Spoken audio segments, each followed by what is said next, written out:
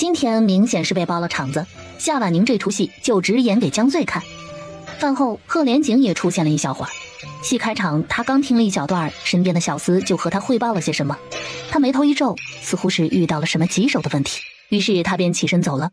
走之前和夏婉宁打了声招呼，夏婉宁无奈撇嘴，知道他忙，所以也没说什么，更加没有立场说什么。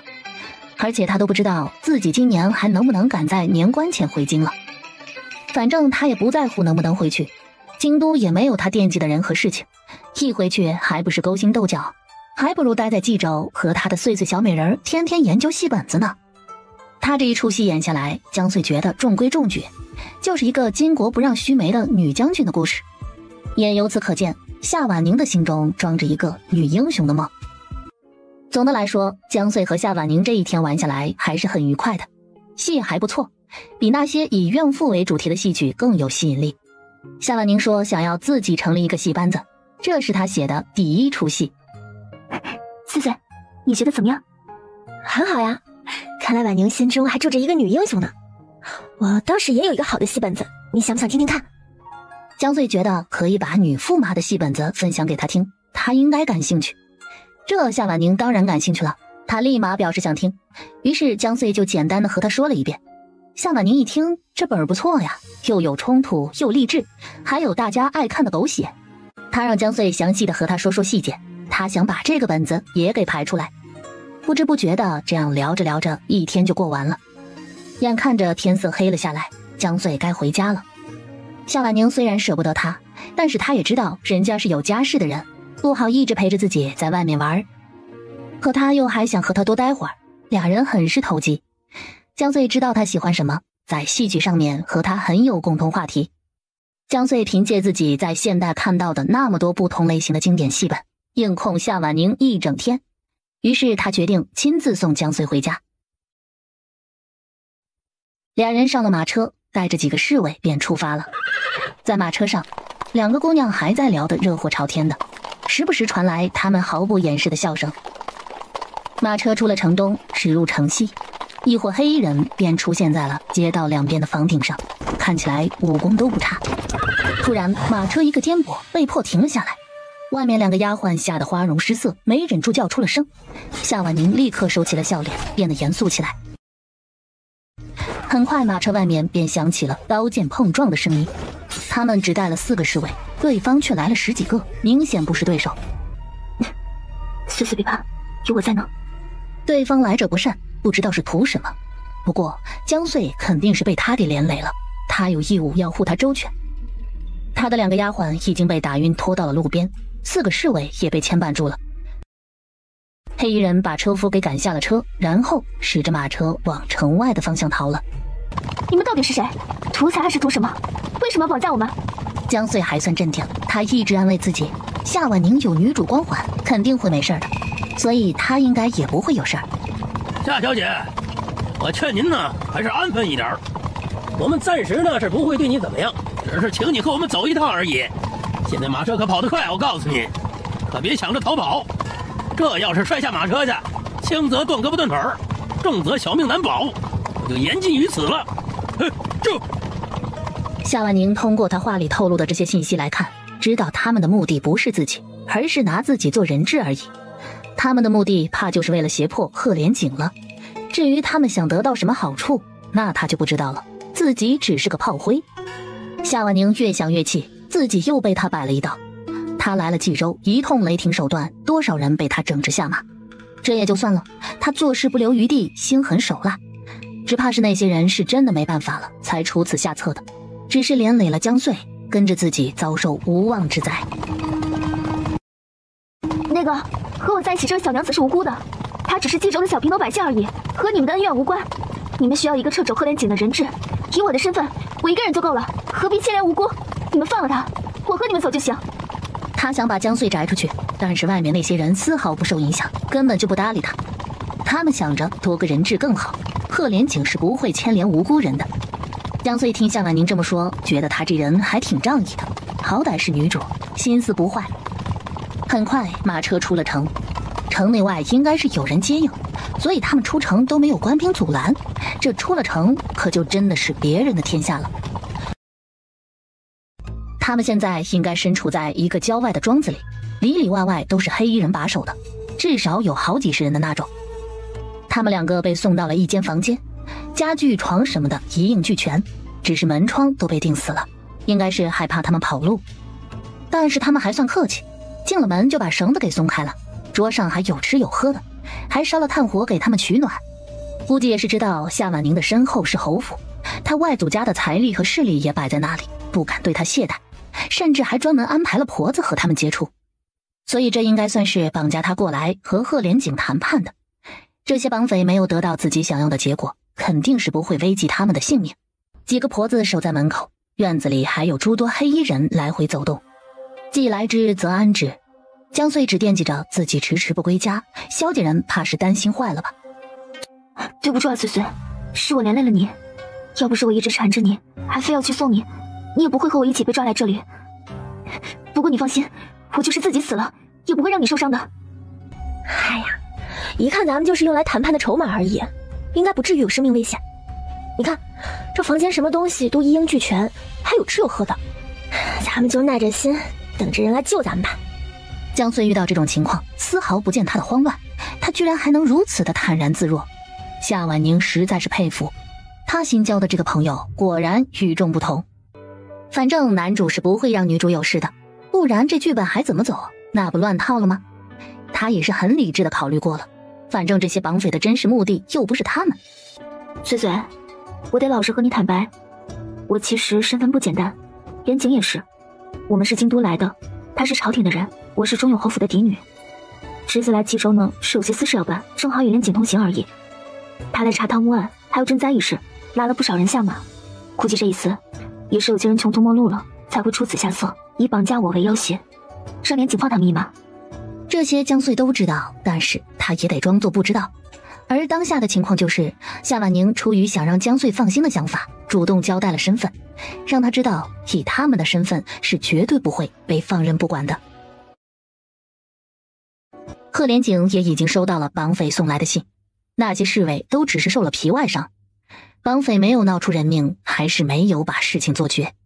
听见夏婉宁被绑走了，还顺带一个无辜的江穗。派人去找，先找到他们的藏身地点，然后派人去交涉，问他们到底要什么，然后去萧家一趟，通知萧鹤川一声，把他请过来商议，不要惊扰了萧家其余人，以免造成恐慌。萧家是普通平民百姓之家，说到底也是因为他的缘故，这江娘子才平白无故遭受了绑架，他怎么着都要给人家一个交代。小兄，实在是对不住，牵连了你家娘子，我已经派人去寻了，绑匪那边是冲着我来的，他们暂时不会有危险，也请你放心，此事我必会给你一个交代。贺兄，我知道您身份不一般，我本来也不想和您打听的太细，但如今事关我妻子的安危，还请贺兄主动言明，我也好做出一些推测。您放心，您的身份我绝不会对外透露出半分，我只要我妻子平安归来即可。萧鹤川是聪明人，他也不拐弯抹角，贺连景倒是乐意和他打交道。于是贺连景主动和他说了自己此行来到冀州其实是为朝廷办事，但他未曾透露自己是王爷的身份。他把自己来了冀州的一些行动以及处置了的一些官员全部告诉给萧鹤川了。萧鹤川立马做出来推测，他猜测这一次的行动应该是团伙作案，他们被逼走投无路，所以拧成了一股绳，盯上了夏婉宁的身份，想用他来威胁贺连景。中永侯府的地位摆在那里，他们家的嫡女要是出了事，那他贺连景回京以后可就麻烦了，事关夺嫡，少了一门助力，就等于少了几分登顶的胜算。但他们不是京官，所以压根儿就不了解夏婉宁和他那个爹的关系，可是一点都不好，水火不容的那种。他的死活压根儿就没人在意。但是歪打正着的，他们一下子戳到了贺连景的点上了。贺连景对夏婉宁的心思不一般，因为他已经悄悄住进了他心里，要不然也不会在听说他被绑架以后差点没稳住阵脚，贸然行动了。萧鹤川提出贺连景可以暂时先应下对方谈判的要求，然后暗地里去找人打听到他们的藏身之处，来一招釜底抽薪。他设法拖住人，而萧鹤川则是去找证据。萧鹤川在大理寺待过，对于寻找细节方面非常有经验，他还特意学了点追踪术。城外的官道上有众多马车来往经过留下的压痕，最近是雪天，地上有积雪，道路泥泞，泥土松软的情况下，这留下的车痕也就格外明显。但是他们忽略了一点，夏婉宁的马车轱辘和一般的马车轱辘可不一样，她的车轱辘的宽度还有上面的螺纹都有讲究，因为是京都的东西，京都什么都讲究，就算是刻意混淆视听，但还是被萧鹤川给识破了。他最终确定了一条路线，沿着这条路走了20里，终于他们的人发现了一处偏僻的隐匿在山脚下的桦树林里的别院。别院内外都有不少人严密把守着，他们只有10几个人，暂时不敢轻举妄动，还得回去先和贺连景通个气。贺连景没想到，不过是短短半日的时间，萧鹤川就已经找到了他们的藏身点，这办事的效率也太高了。可是贺连景要不是早就已经把他调查了个底儿朝天，知晓他真的只是一个普通家庭出身的寒门学子，估计他真要怀疑是不是萧鹤川有别的身份了。也正因如此，贺连景越发觉得自己不能错过这个人才，必须将他拿下，成为自己的人。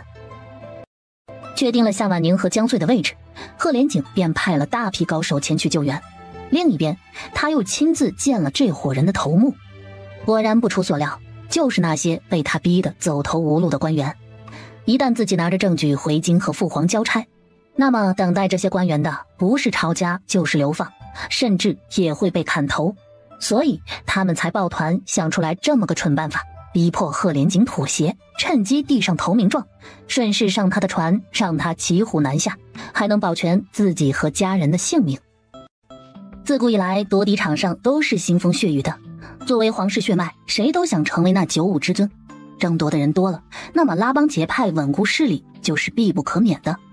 他们若是不想被拉下马，还想要那顶乌纱帽，那便只能想出路了。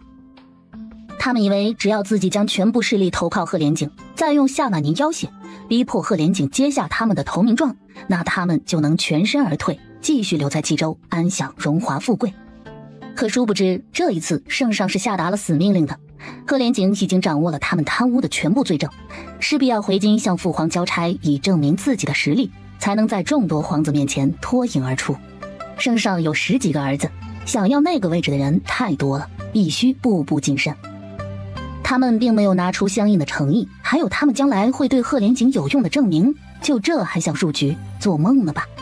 更何况现在贺连景已经得到了夏婉宁被藏匿的地点，他派出了自己身边最得力的侍卫前去营救，人一旦救了出来，他们便没有了任何的价值和筹码，连谈判的资格都没有。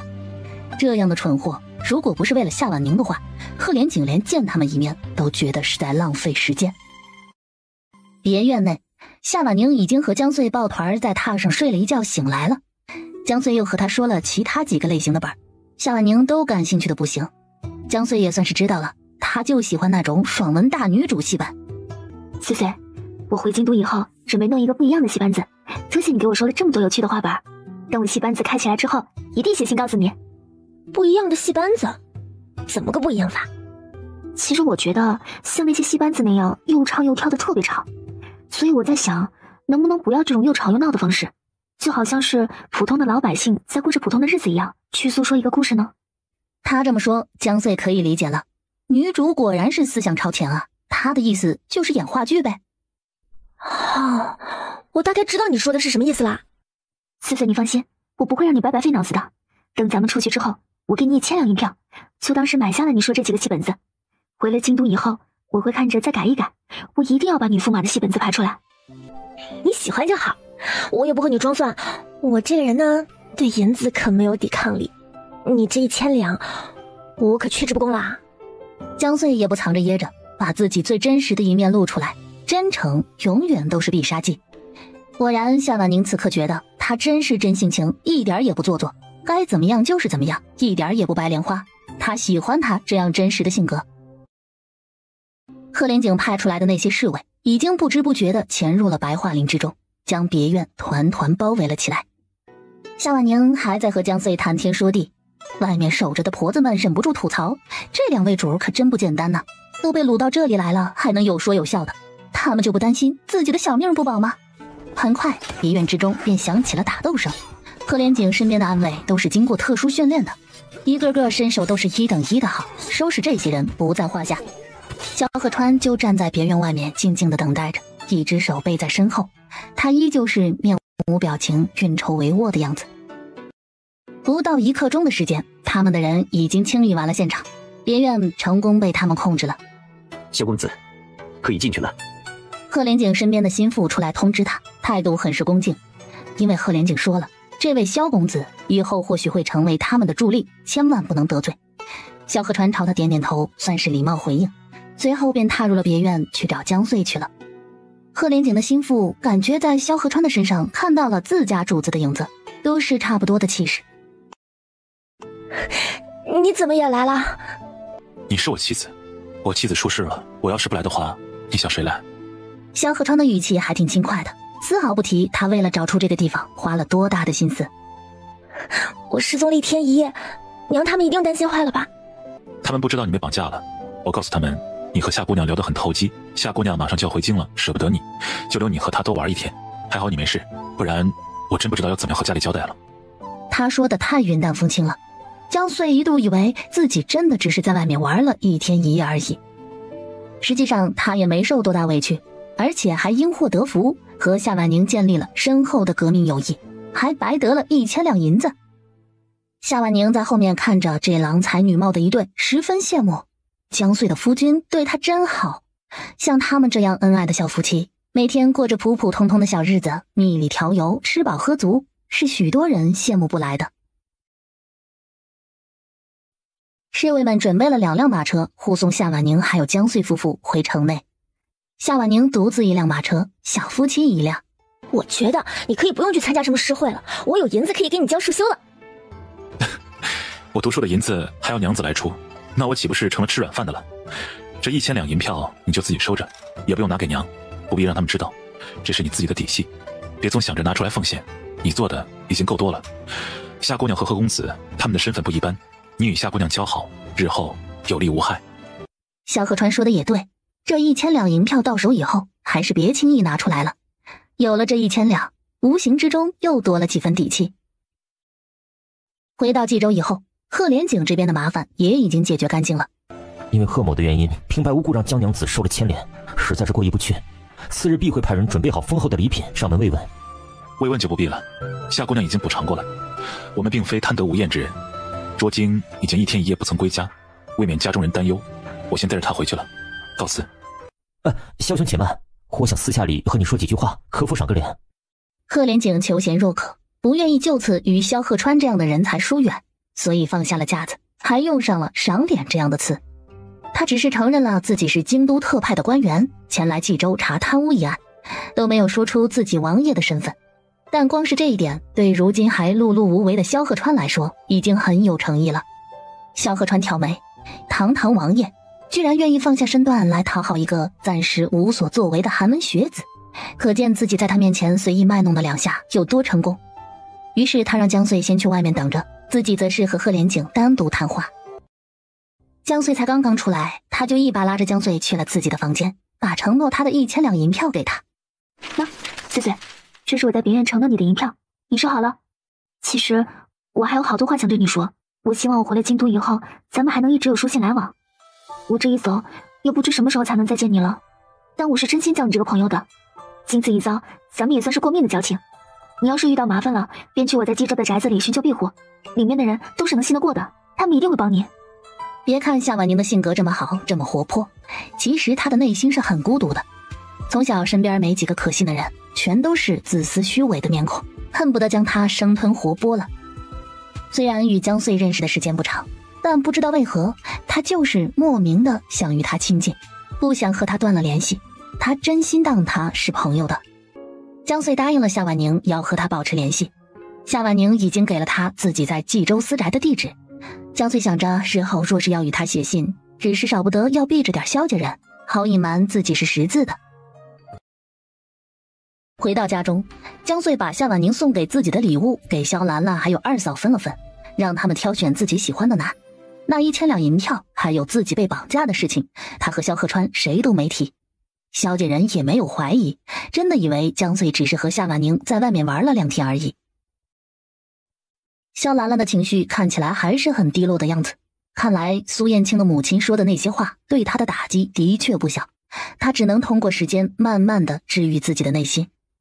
苏燕青有一段时间没出现了，或许是在忙家里的生意，又或许是苏夫人不让她来找萧兰了，但这些都已经不重要了。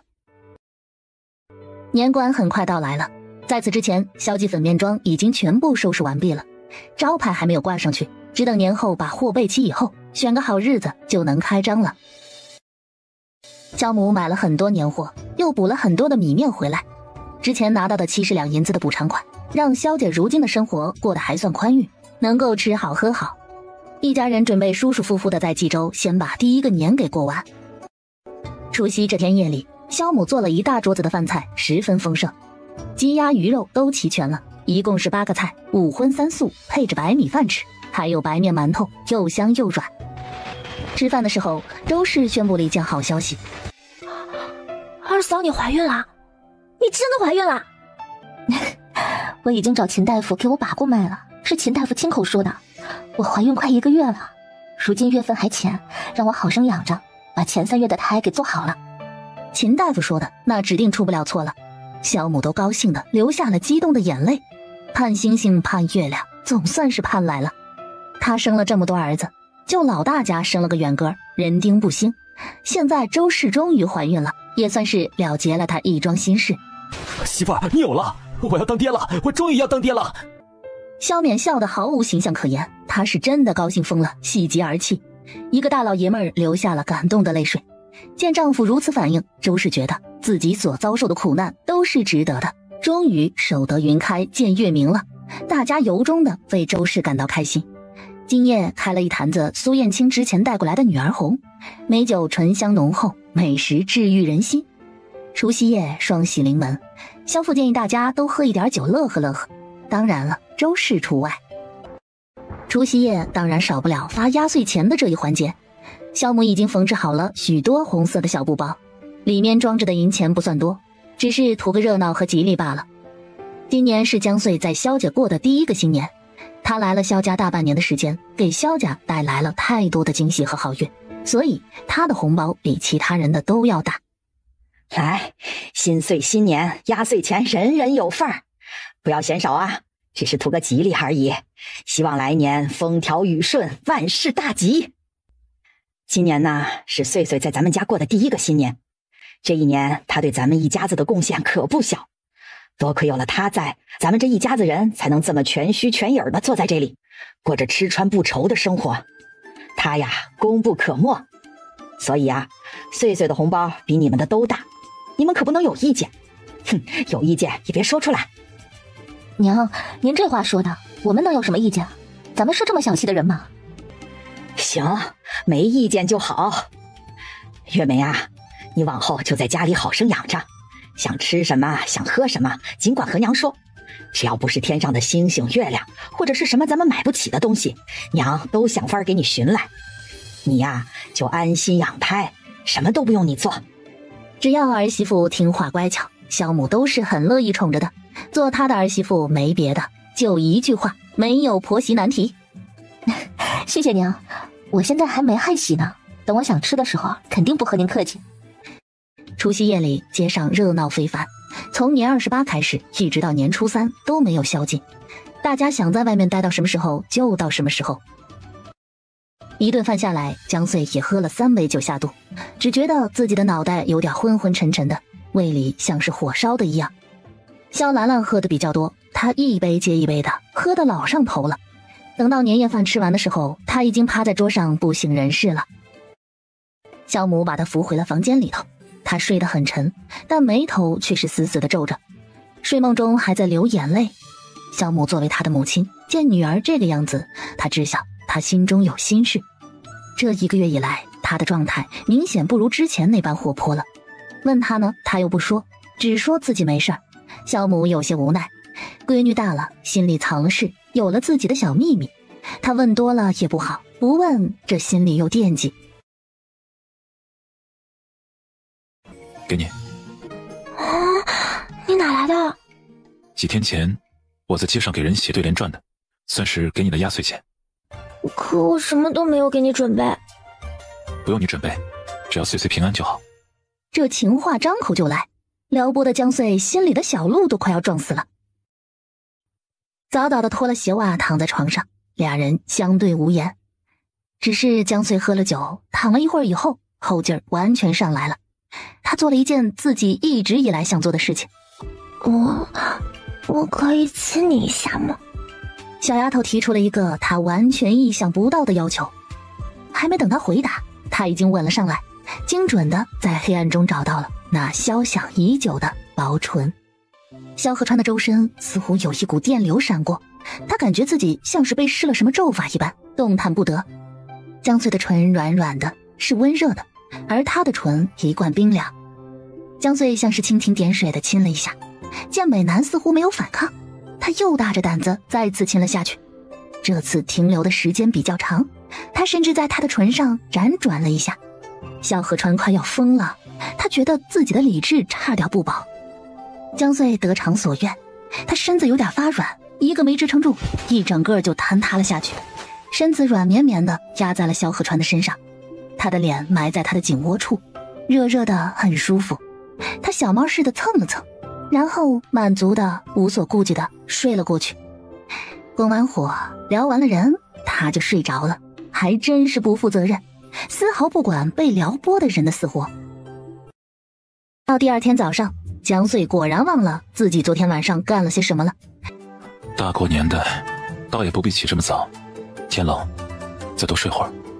哎呀，不行，二嫂如今有孕不方便，我得帮着娘做饭呢。还有兰兰呢，你怕什么？我记得兰兰昨天晚上醉得不省人事了，这会儿应该也起不来吧？哎呀，我还是先起吧。这你都记得？那你还记不记得昨晚你对我？啊？我对你怎么了？真不记得，还是假不记得？真不记得了。江穗没开玩笑，他就是不记得了。他是那种喝多了就容易断片的，胜在不吵不闹。萧河川就知道意料之内。那个，我昨晚干嘛了？萧河川不说话，保持沉默。这江穗更慌了，越是得不到答案，他就越想得到，但是又不能一直厚着脸皮一直问。他慢吞吞地穿着衣裳下床穿鞋准备出去。我昨晚到底干啥了？想知道？晚上再告诉你。我昨夜没睡好，还想再睡会儿。江穗服了，人已经转过身子背对着他睡了，看样子这是打算把他的胃口吊到底了。罢了，江穗不再多问，不情不愿地出了房门。兰兰，1个多月以前，我外祖父派遣我去了襄州巡查积善堂分号，走得匆忙，没来得及和你说一声，是我的不对。他还以为他是因为自己不声不响了这么长时间在生气呢。你的簪子我不喜欢，现在还你。很简短的一句话，以至于苏燕青都还没有反应过来，人已经转身小跑着走了。低头看着怀里的盒子，他压根想不明白这是为什么。明明1个多月以前还好好的，怎么如今变成了这样？说不慌是假的，他是真心心悦萧兰了。如今他把自己表心意送的簪子都还回来了，是个什么意思？一目了然。萧兰兰神情麻木地回到了房间里，一整日都没有再出来。相比之下，苏燕青则是镇定许多，一路上他都在反复地想，到底是哪里出了问题？这事他得查个明白。总之，他是不会轻易放弃的。一路上他是越想越不对劲儿，他仔细地理了理思绪，想起来自己对萧兰兰的情谊似乎只有他母亲知道，并对此表示强烈的反对。以他母亲那个脾气，只怕是趁着自己不在冀州，私下里去找萧姑娘的麻烦了。想到这里，他的脸色阴沉如水。萧河川见自家妹妹这个样子，内心说不心疼那是假的。他上辈子过得那般艰辛，这辈子好不容易能当个正常人了，他只希望他能日日开开心心的，一切都得偿所愿。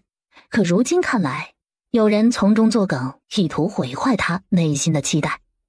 萧河川知道，无非就是家世的原因遭人嫌弃了，可假以时日，眼看他起高楼，到时候就是人家上赶着来攀他的高枝了。苏燕青人是不错的，不忘本，也有才华，可是他家里那个母亲实在不是个善茬。萧河川越发觉得自己应该尽快变得强大起来，让人家不敢再看不上他们家才是。总之一句话，如果找不到合适的，他也不会强求萧兰兰一定要嫁出去。他可以养她一辈子，给她一辈子的庇护。但如果他实在是喜欢，非要得到，那他也会尽自己最大的努力去帮他得到，不管以什么方式，只要不伤天害理就行。重生回来的萧鹤川在某些方面变得偏执，人也更加的腹黑，让人捉摸不透。江穗期待了一天，总算是到了晚上，他洗漱干净，早早的就躺在了被窝里，等着一会儿质问萧鹤川自己昨天晚上到底干了啥不得了的事情。萧鹤川一直在挑灯夜读，看一本书看得入迷。这书是苏燕青白日里过来特意给他带来的几本孤本名集。江穗左等右等，感觉自己眼皮子都要打架了，那人居然还没有洗漱一下上床睡觉的意思。萧鹤川早就察觉到了某个小丫头的躁动难安，嘴角一直憋着笑。昨夜他惹了自己，可是害得自己大半夜不得安眠，今日非得把场子找回来不可，也叫他尝尝的滋味。何战，我昨天晚上做什么了？你快告诉我好不好？你真想知道？想知道。那好，你过来，挨我近一点。两人之间还隔着2拳宽的距离，对萧鹤川一向没有戒备心的江穗很乖巧的往他身边挪了挪。你昨夜醉酒轻薄了我，就像这样。他沙哑着嗓音，极具蛊惑性，慢慢朝他靠近。江穗还没来得及反应，嘴唇便被人堵住了。萧鹤川可不和你玩什么蜻蜓点水，他的吻来得缠绵悱恻，若即若离的。江穗一整个大脑宕机，江穗甚至忘记了要做出反应，他像是被施加了定身术一般。面对萧鹤川这种程度的亲吻，他有些招架不住，感觉飘飘然的，竟然有点沉溺其中。吻到情深之处，萧鹤川骤然停了下来，他想到江穗也才15岁而已，他还太小了，他不愿这么早便要了他。别怕，你还小，我不会真的对你怎么样的。现在你知道昨晚自己做了什么吧？江穗知道了，也切实的体验到了，但是他敢肯定自己没有他这么会。难道男人在这方面都是无师自通的？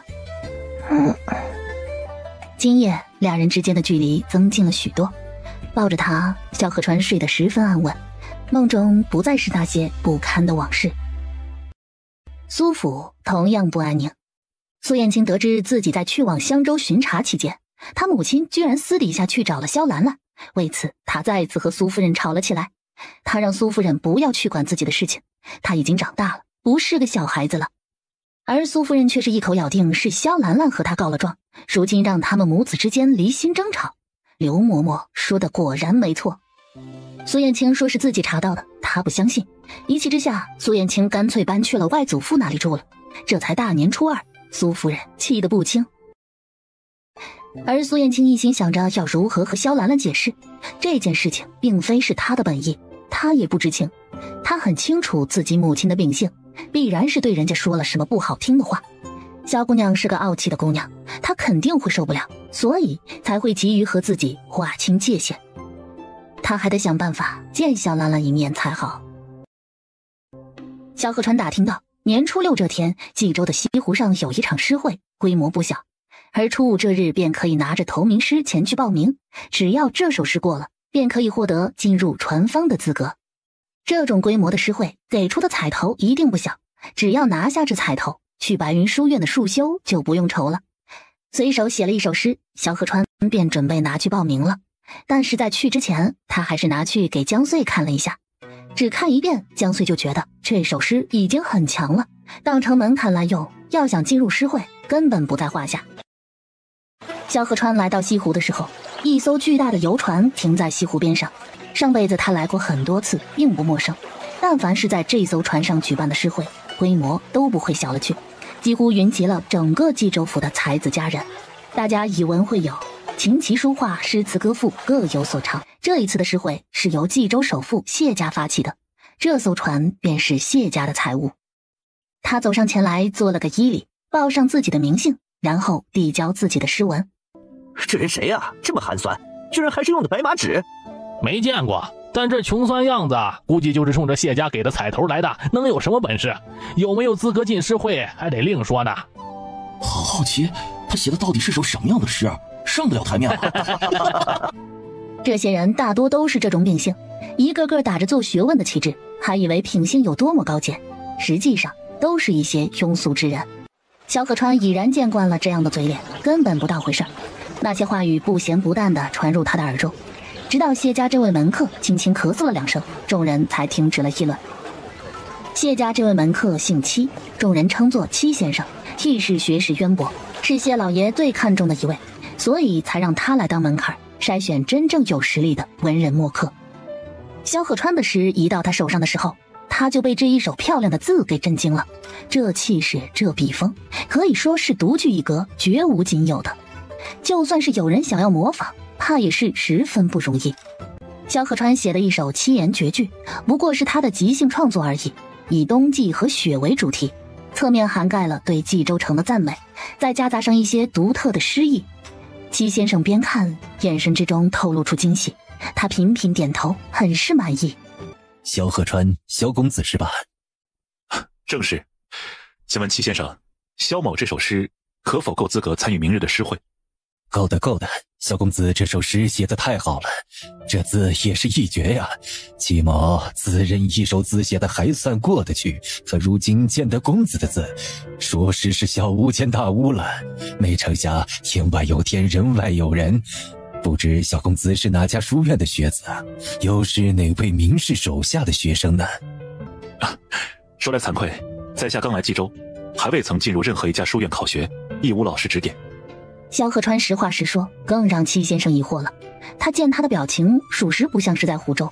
他心想，难道他是天才？戚先生今天看了这么多首诗，还没有见他露出过满意的笑容来。刚刚那些在背后曲解萧河川的人，此时一个个都茫然了。难道人家是有真本事的？萧河川和戚先生的对话，他们都听见了。此刻他们很想一睹萧河川写的诗还有字，看看到底是有多好，能得戚先生另眼相待。戚先生，既然如此，可以给在下腰牌了吗？过了筛选以后，就能得到一个木牌，相当于是入场券。他给了萧河川为数不多的一块楠木牌，这一举动震惊其余人800年。大家都在想，他凭什么呀？名不见经传的，还是头一次来，是否太过高看了些？萧河川拿到这楠木牌子倒是不意外，拿了他就走了，走得很潇洒。他一走，众人都围了上来，想要看看萧河川到底写了啥。戚先生也没拦着他们，只是再三警告，传阅可以，但不要弄坏了，他还得拿回去给谢老爷看看呢。众人在看到萧河川写的这首诗以后，集体沉默了。好嘛，确实是他们有眼无珠了，明天有好戏看了。萧河川在回家的路上遇到了苏燕青的马车，他才没走多远，苏家的马车迎面而来。河川，你怎么会在这里？苏燕青正愁不知道用什么理由去萧家，现在碰见了萧家人，正好是个机会。他这几天和祖父提了一下萧家的事儿，祖父已经答应邀请萧家人来府上做客了。今日正好和萧河川提一嘴，让他们一家人选个日子，这样一来，他就有机会见到萧兰兰了。啊，我想参加谢府举办的诗会，刚去递交了投名诗。贺川还喜欢作诗？那你的投名诗过了吗？还行，随便写写，勉强通过了。我也在谢家诗会的邀请之列，看来明日可以一睹贺川斗诗的风采了。苏燕青十分好奇萧河川的水平。对了，我祖父诚邀萧家众人前往他的别院做客，正想找人告知你们，没想到今日便遇到了贺川，那就只好麻烦贺川老弟回去转告一下萧伯父和萧伯母他们，请各位选个方便的日子，我祖父好提前做准备迎接，以表萧家众人对我的救命之恩和关照之情。苏无病老先生邀请他们过府，这分量可不轻啊。他在冀州可是个大人物，德高望重，名声放眼整个大清朝都是有分量的，可以说很看得起萧家了。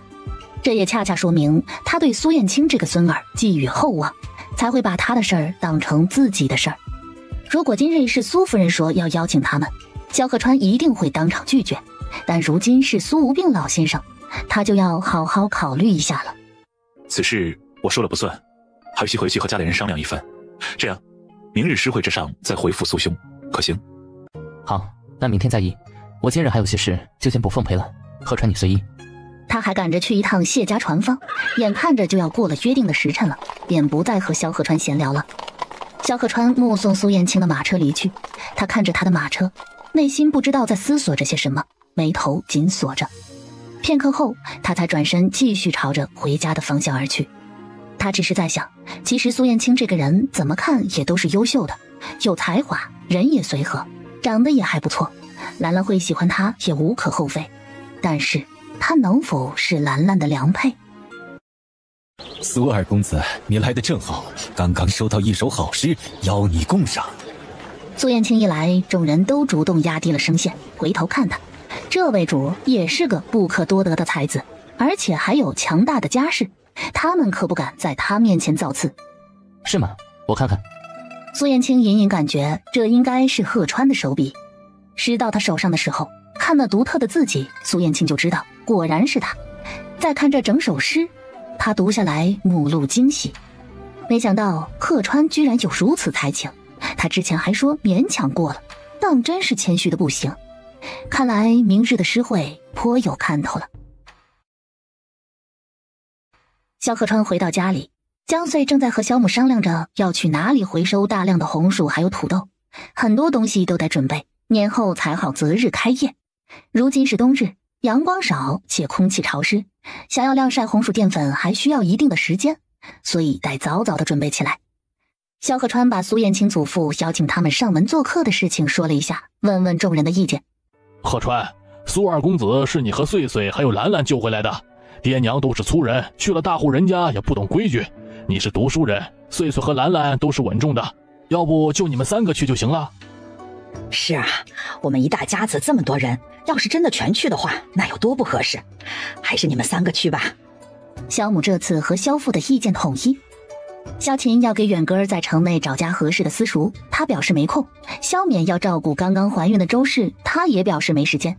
萧毅就更不用说了，他就不爱这种场合，束缚和规矩太多了。如此也就只剩下萧贺川和江穗以及兰兰了。四哥，我也不去了，我最近身子不太方便，你和四嫂去就行了。你先不要急着拒绝，咱们不是要立马就去，你想好了再说。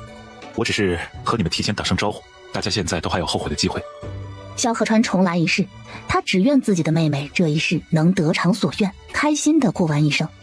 但凡是他想要的人或者东西，他都会尽最大的努力帮他得到。四哥这么说，萧兰兰有点心虚，干脆转回房间躲着了。江穗一看，萧贺川肯定是知道点什么了，才会这么说。难道是苏燕青告诉他的？但他现在最关心的还是萧贺川有没有拿到诗会的入场券。贺川，你太厉害了，我就知道你是最棒的。不可否认，江穗有点小心机。他自从和萧贺川有过那一次的热吻以后，他就控制不住的想要和他亲近。女生都是这样的，在面对自己喜欢的人的时候，都想要和他黏在一起，尤其是在知道对方也对自己有意的情况下。你就不怕我明日空手而归？不怕，你不会空手而归的，我相信你。既如此，断不能让娘子你失望。他现在还不知道明日谢家诗会的彩头是什么，不过只要拿下这场诗会，白云书院的束修就不用发愁了。俩人继续相拥着，似乎谁都没有想要停止的念头。外面寒风呼啸着，屋子里烧着炉火，暖烘烘的，是这样的岁月静好。良久，还是江穗主动松开了抱着他腰的手。好了，你看书吧，我去帮娘做事了。辛苦你了。这个家多亏了有他，才能有如今的安稳。他这一句辛苦了，包含了太多。谢府，戚先生带着今日最佳诗文回来和老爷交差，正巧白云书院的叶院长也在他家做客。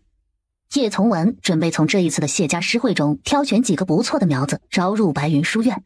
老爷，今天算是遇到宝了，来了一个想参加咱们诗会的年轻人，写的一手好字，做的一手好诗，人也是气度非凡，一表人才啊。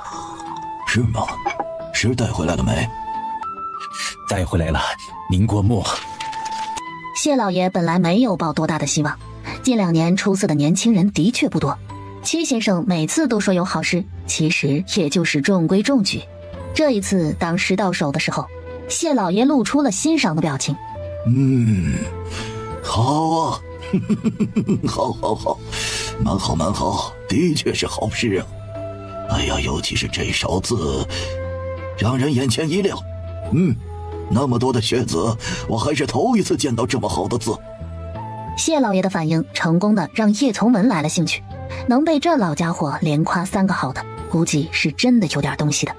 他一直等着谢老爷把诗拿给他看看，结果这老家伙他还看上瘾了，一直来来回回的看，边看边夸。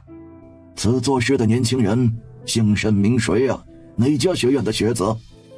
姓萧，名鹤川，他还未进入任何一家书院考学，而且他说了，他没有名士授课，全是自学的。冀州能喊得出名字的那些个出色的学子不多，的确没有听过萧鹤川这个名字。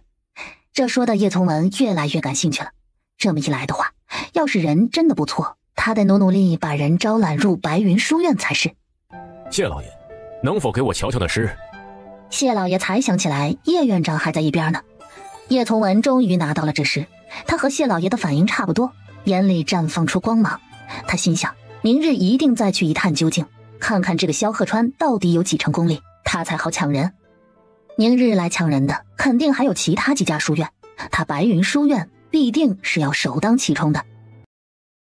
叶从文回到叶府的时候，叶舒正在花园里看梅花，他每天都是一副冷冷清清不高兴的样子，似乎对什么都提不起兴趣。这天生的腿疾造就了他这喜怒不定的性格，就是叶从文这个当爹的每每看到他都有点发怵。爱妻早逝，他就这么一个女儿，尽管他天生有残缺，他也还是把她宠着，凡是他想要的他都会满足他。父亲安好。也是见他兴致不高，叶从文主动提起了诗会的事情。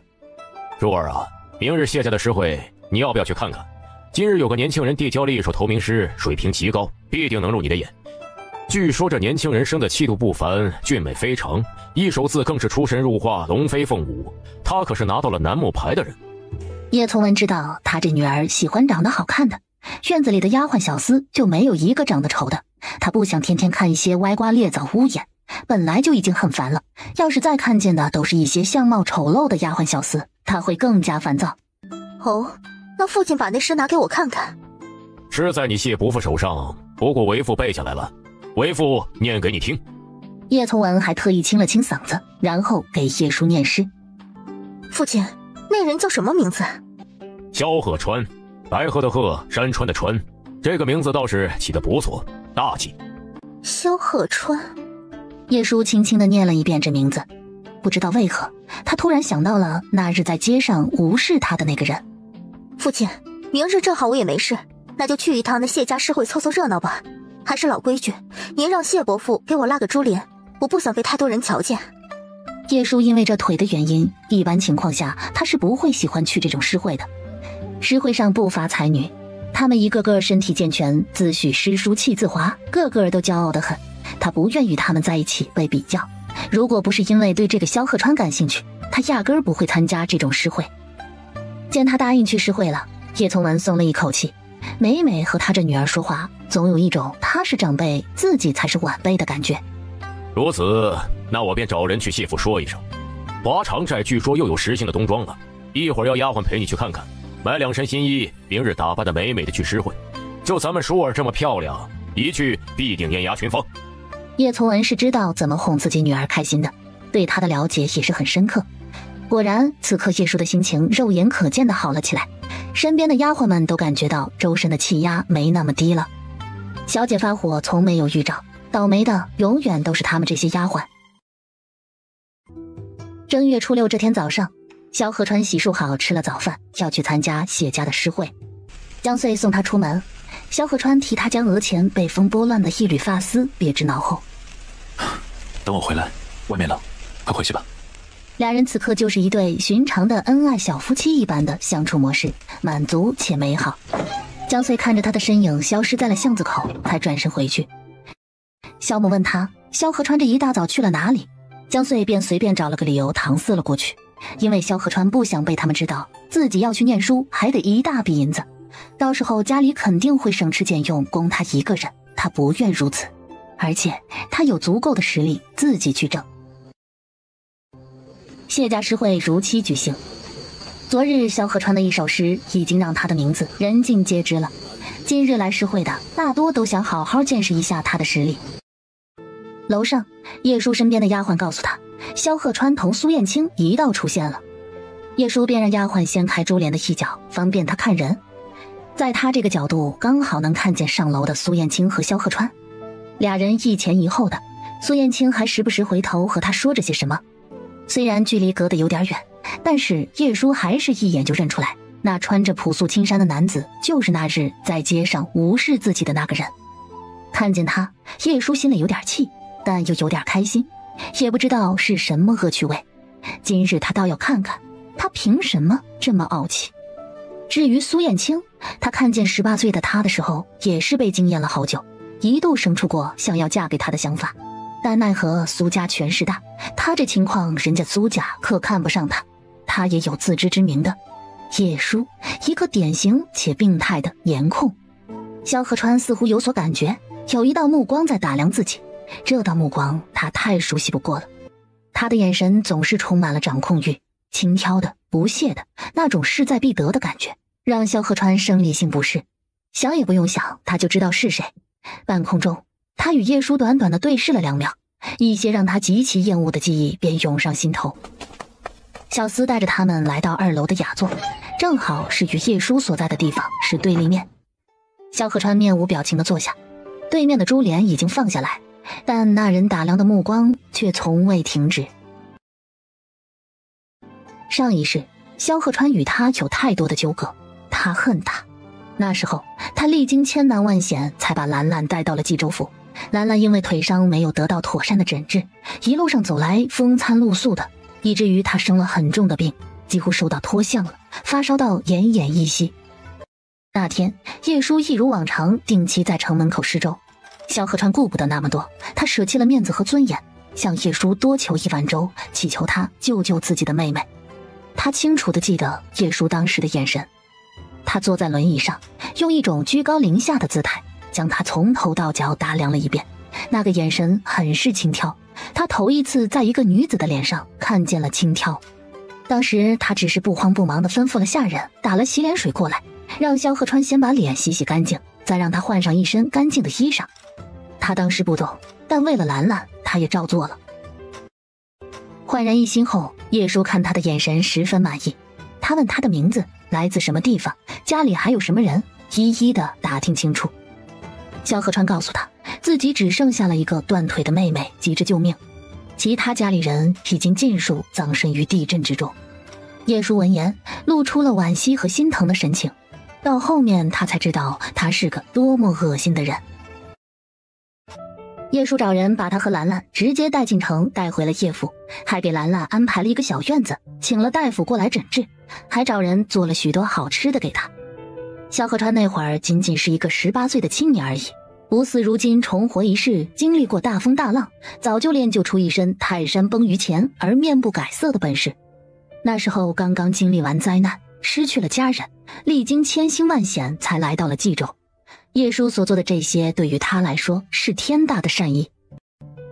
面对着一桌子的好酒好菜，他非常惶恐。叶舒就坐在对面，细心温柔地给他夹菜，还言语开导他。他说他和兰兰同病相怜，他太能理解他的痛苦了，因为自己也不能走路，一生只能在轮椅上度过，所以他一定不会坐视不理的。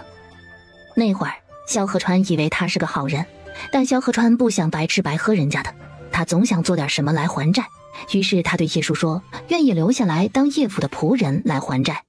叶舒却说不用，让他安心住着。兰兰得到了救治，情况稳定下来，叶舒甚至还专门安排了丫鬟伺候他。几日的相处下来，叶舒得知他是个读书人，萧河川也才知道原来他是白云书院院长叶从文的独女。叶舒主动向叶从文提出让他去白云书院读书，但白云书院门槛极高，叶从文也不会平白无故的收一个不知道什么实力也没有什么背景的人进入书院，这事关他书院的口碑和名声。在叶舒的再三要求下，叶从文答应亲自考他一次，如果他能勉强达到自己心里的预期，那也可以考虑一下让他进入白云书院读书。叶从文本是秉承着宠女儿才给他的机会，但没想到居然捡到宝了。那时候的萧鹤川虽然没有如今的萧鹤川这么博人眼球，但他的天赋代表了一切。叶从文很满意，决定亲自教导培养他。萧鹤川就像是被什么天上掉下的馅饼砸中了一样，他居然获得了去冀州第一学府白云书院读书的资格。那会儿他对叶家人是满怀感激的，他承诺若是自己以后能有所成就，定会报答叶家的恩情。那时候叶舒还没有完全露出自己的真实面目，他依旧扮演着一个温柔知心的白莲花人设，可是内心阴暗的人始终是阴暗的。兰兰一直在叶家休养，吃喝都是叶家的。萧鹤川想着自己要早日把他接出来，给他安排个小院子住下，寄人篱下总是心不安理不得的。所以他进入白云书院以后，加倍用功挑灯夜读，每天只睡3个时辰，其余时间都在读书，渴望着有一天能够出人头地。对于他这个突然出现的学子，白云书院很多学生都表示不服，觉得他是关系户，靠着院长女儿的庇护才能进入白云书院学习，还能被院长重点培养。大家都在笑话他，孤立他，嘲讽他，说他吃软饭。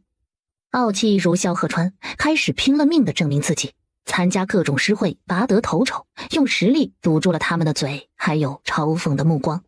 也正因如此，当时的仲云先生才会注意到他，觉得他是个不可多得的人才，于是和院长提出要收他为自己的学生，亲自教导。但是叶从文不肯，他虽然身为白云书院的院长，但是在各方面总是被仲云压一头，一直暗自和他较劲，发誓一定要带出一个前3甲的学生证明给他看。萧鹤川是最有希望考中的，他怎么可能放过？这样的荣誉以后只能属于他自己。所以仲云先生几番要人都没有要到，只得暗地里教导萧鹤川，单独授课讲学。他惜才，哪怕他以后功成名就了，挂不上自己的名头也没关系。也是得了仲云先生的教导，萧鹤川才发现叶从文和仲云先生的差距有多大，他受益良多。在参加了几场诗会以后，萧鹤川攒下了一笔很可观的财富，有100多两银子。他觉得自己有能力把兰兰接走，租个小院子，再找个人照顾她。于是他向叶舒提出要搬出去住。也是从那开始，叶舒头一次露出了自己的病态。一听说他要搬走，叶舒立马就变了脸，发了暴脾气，说他过河拆桥。他那么提拔他，看中他，翅膀硬了就想飞走，绝无可能。萧鹤川也没想到他会这么说，脸上没有了一贯的温柔体贴，只剩下自私和病态。萧鹤川说自己不会忘记他们的恩情，待日后自己功成名就，会想尽办法报答他的恩情，不会忘本。叶舒却还是不肯放人，把兰兰扣在叶府，不让萧鹤川去见他。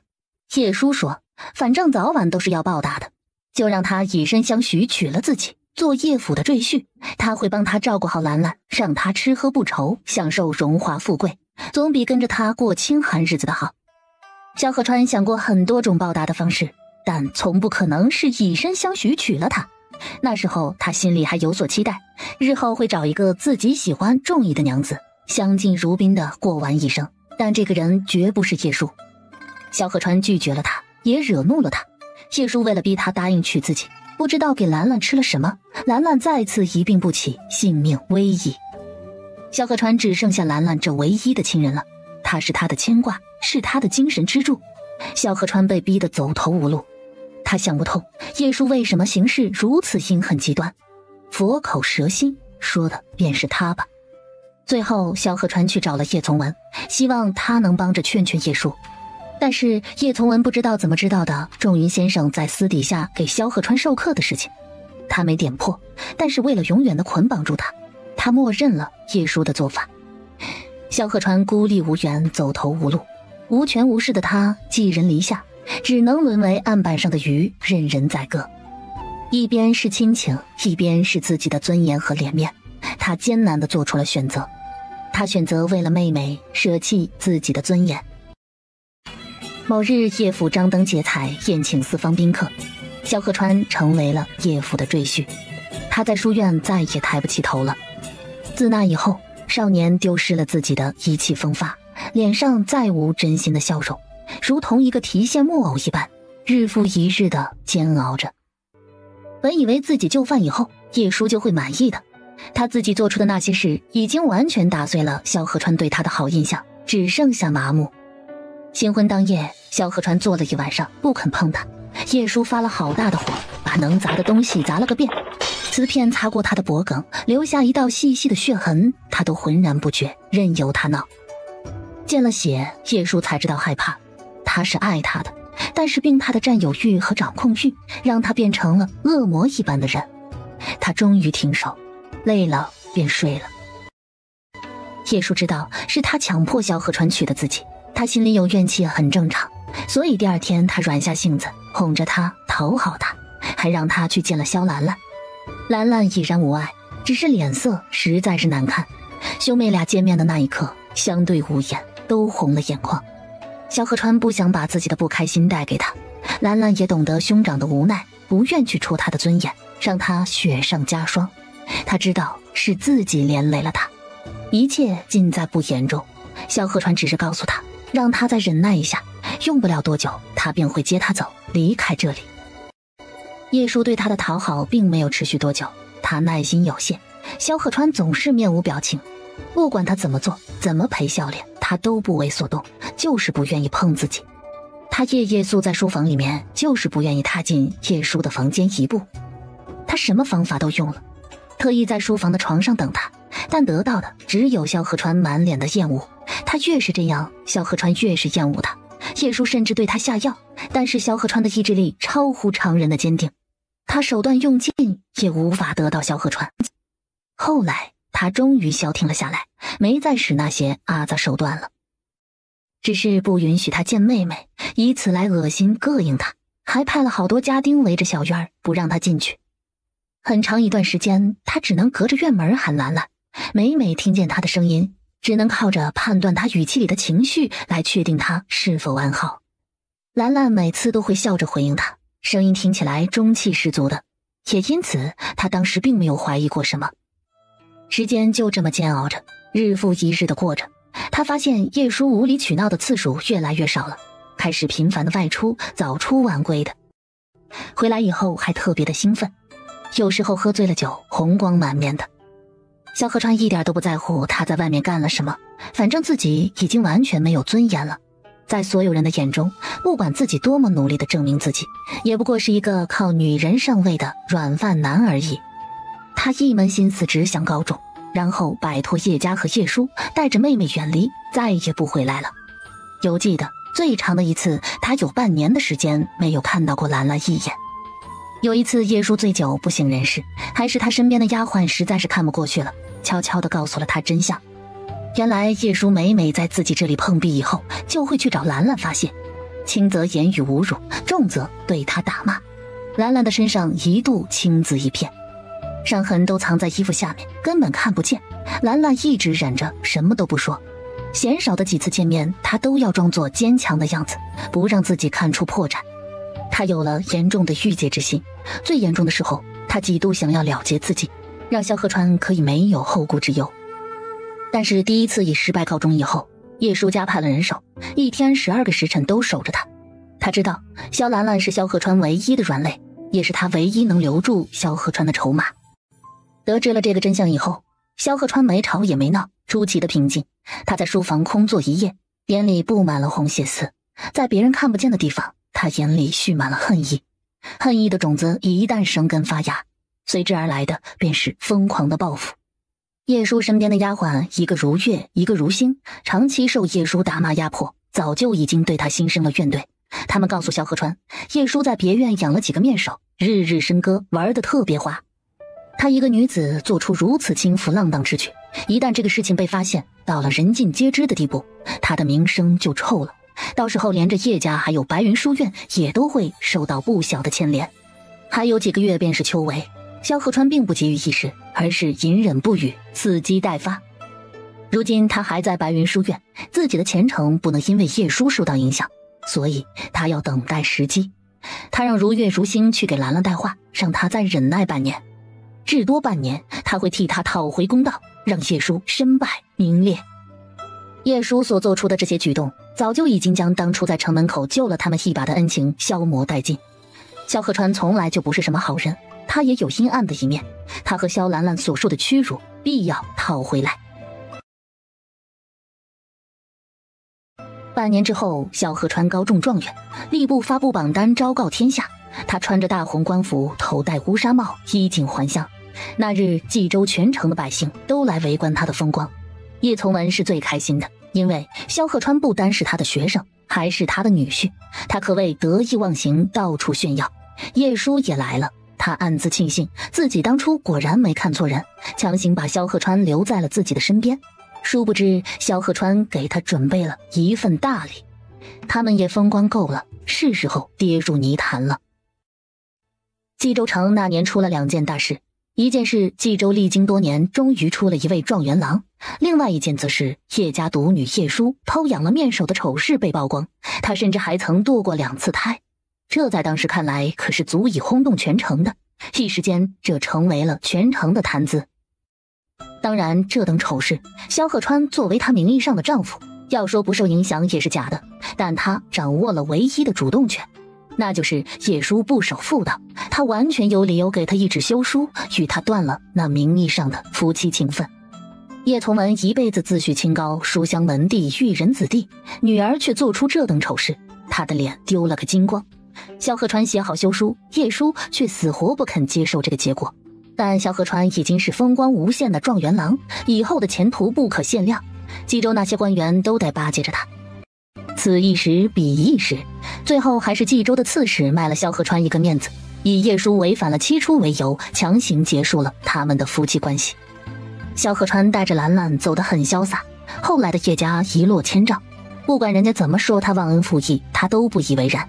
自己受的委屈和流言蜚语还少吗？他根本不在乎。这一世不同上一世，叶家休想再掌控他的人生。思绪回到诗会之上，再次回想起上一世和叶舒的纠葛，导致萧鹤川此刻的心情极度差劲，脸色可谓是阴沉如水。怎么了，鹤川？可是哪里不舒服了？无事。鹤川，昨日和你说的去我祖父家做客的事情，你和萧伯母他们说了吗？说过了，但具体哪日有空还需待定。年后铺子要开业，许多事情要忙，且家父家母表示他们都是粗人，唯恐去了不懂规矩，叨扰了苏老先生。是以我会选一个风和日丽的日子，携妻子上门拜访苏老先生。那萧姑娘来吗？苏兄，实不相瞒，你对兰兰的心意我略有所感，兰兰对你的心意无需我言明，你应该也清楚，门第还有世俗观念，如今是横亘于你们之间的一道高墙，难以越过，并非两厢情愿便可以跨过的。据我所知，苏夫人极其看重门当户对，然我萧家满门皆布衣，无权无势，与苏家天差地别。兰兰受命格困扰，但一直能做到自行武身。她是个懂事、清醒、明智的姑娘，知道什么该惦记，什么不该惦记。我不愿她受到束缚，只愿她能无忧无虑地过好她的日子。如果你们执意要在一起，那将来所要面对的困难还有很多。她真的能快乐吗？你又能坚持多久？还是说，你能等到她何时？我萧鹤川说的不谦虚一点，亦是个自命不凡的人。我相信，我萧家不会一直是如今的地位，我终有一天要攀登至顶峰，而到那时，我的家人才能无所顾虑地去做自己想做的任何事情。苏兄，你能明白吗？萧鹤川这段话饱含了很多深意，他先是点明两人之间线下所有的差距，又侧面的敲击苏燕青，问他能不能等，能不能坚持。等到以后他们两家达到同一高度的时候，才能无视门当户对这个鸿沟。萧鹤川并没有要拆散他们的意思，因为他清楚地知道自己的妹妹是真的喜欢，既然喜欢，又何必要拆散？我能等，既然鹤川已经把话说明了，那我也不藏着掖着了。请你告诉兰兰，我非她不可，希望她能给我一个机会，我会坚持下去。苏燕青要顶着母亲的压力，一直到他们之间的高墙消失。说白了，也就是要等到萧鹤川功成名就的那一日，一切都不是问题了。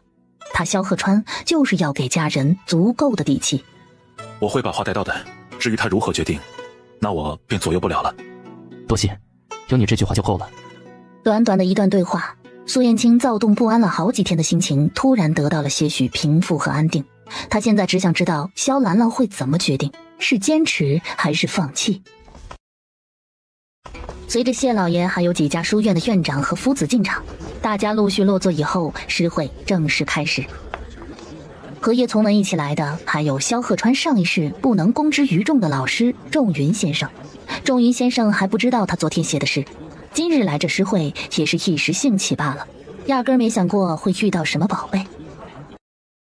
诗会正式开始，题目到时候会由谢老爷还有几位院长来出，完全是随心而来，没有提前准备好，以免有人提前透题做准备。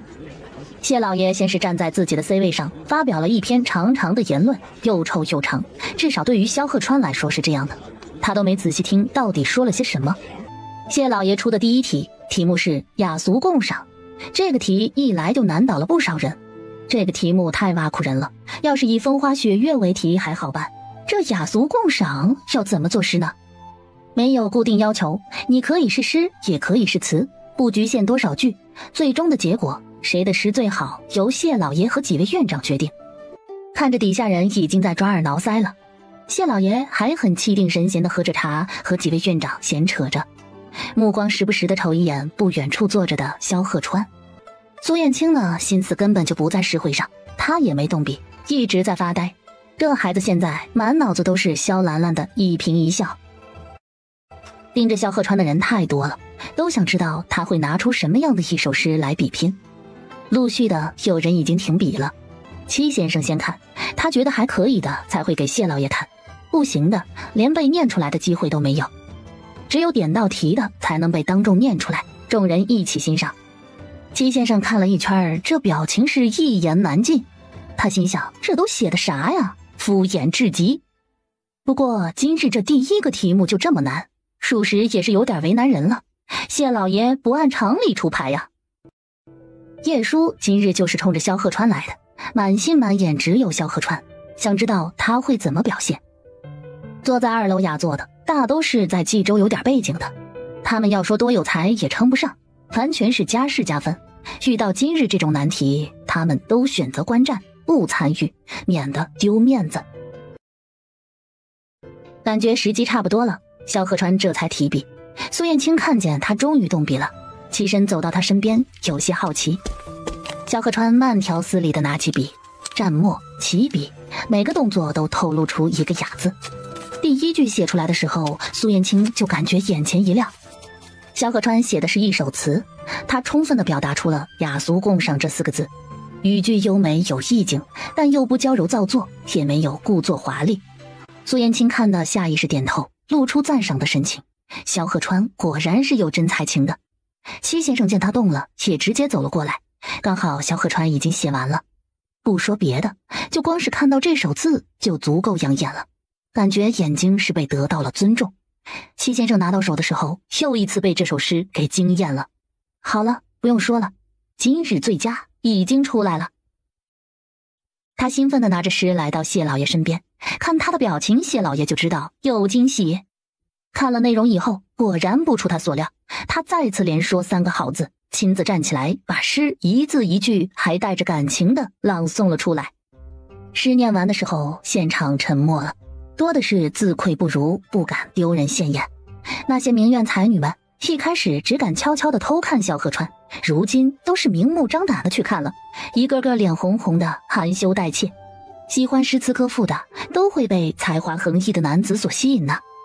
叶从文早已经下定决心了，必须得把人抢到白云书院。几位院长也都是这样的想法，一个个看对方的眼神已经都擦出了电光火石。仲云先生本来是在独自喝茶吃点心的，前面念的那几首诗都入不了他的耳，直到刚刚萧鹤川这首诗一出来，他终于起了点反应，看向了这位年轻人，眼神中透露出些许欣赏。今天这诗会好像比往常的有意思一点了。仲云先生在冀州比较低调，但是他曾经是国子监出来的，光是这一点，想要拜入他门下的学生就数不胜数。他在书院的课不多，但每一堂课都是座无虚席的，无论他要讲什么，几乎都是人满为患。可唯一的一点，他从未对外公布过自己有任何一个关门弟子。萧鹤川对于众人投来的欣赏的目光并没有表现出多大的波澜，他依旧气定神闲。后面又出了2道题，以春花秋月和登高为题。这2题可比雅俗共赏好答多了，但是无一例外，不管前面的诗有多好，最后都会被萧鹤川的诗给秒掉，压根儿就不是一个级别的。他只要稍微出手，就是别人达不到的水平了。这便是重活一世的闪光点。毋庸置疑，今日这诗会头筹一定是萧鹤川，彩头也理所当然被他收入囊中。萧公子，你是今日的魁首，当之无愧，这彩头是你的了。多谢谢老爷。10个10两的银锭子，还有一方徽墨，1块未经雕琢的美玉。萧公子不必如此客气，我已经许久没见到你这般有才华的年轻人了。我这人呢，最是惜才，以后若是再举办诗会，一定会邀请你，不需任何门槛，这2楼的雅座永远有一个是为你而留的。谢老爷如此赏识在下，是在下之幸。谢老爷和萧鹤川客套完，然后又和苏燕青客套了一下，大家都习惯了客套，说着一成不变的客套话，笑容能有几分真。萧公子，我乃白云书院的院长叶从文，听闻萧公子还没有进入任意一家书院考学，如今我代表白云书院诚信对萧公子发出邀请，你可以免除考试，直接进入我白云书院考学，可否借一步说话，咱们单独详谈。我江南书院也诚心向萧公子发出邀请，萧公子要是愿意进入我江南书院读书的话，也无需考试，而且我们江南书院愿意免除您的束修，让你免费在书院内读书，如何？江南书院太小了，还是到我华庭书院来吧。他们说的这些，我们华庭书院也能做到。而且我们华庭书院内环境优美，藏书楼中古籍众多。你要是来了华庭书院，我允许你随意进入藏书楼，随意检阅里面的古籍书本。华庭书院有一座藏书楼，里面的藏书量是冀家几州书院里面最多的，而且它书院里面的园林做得很好，这是一大优势。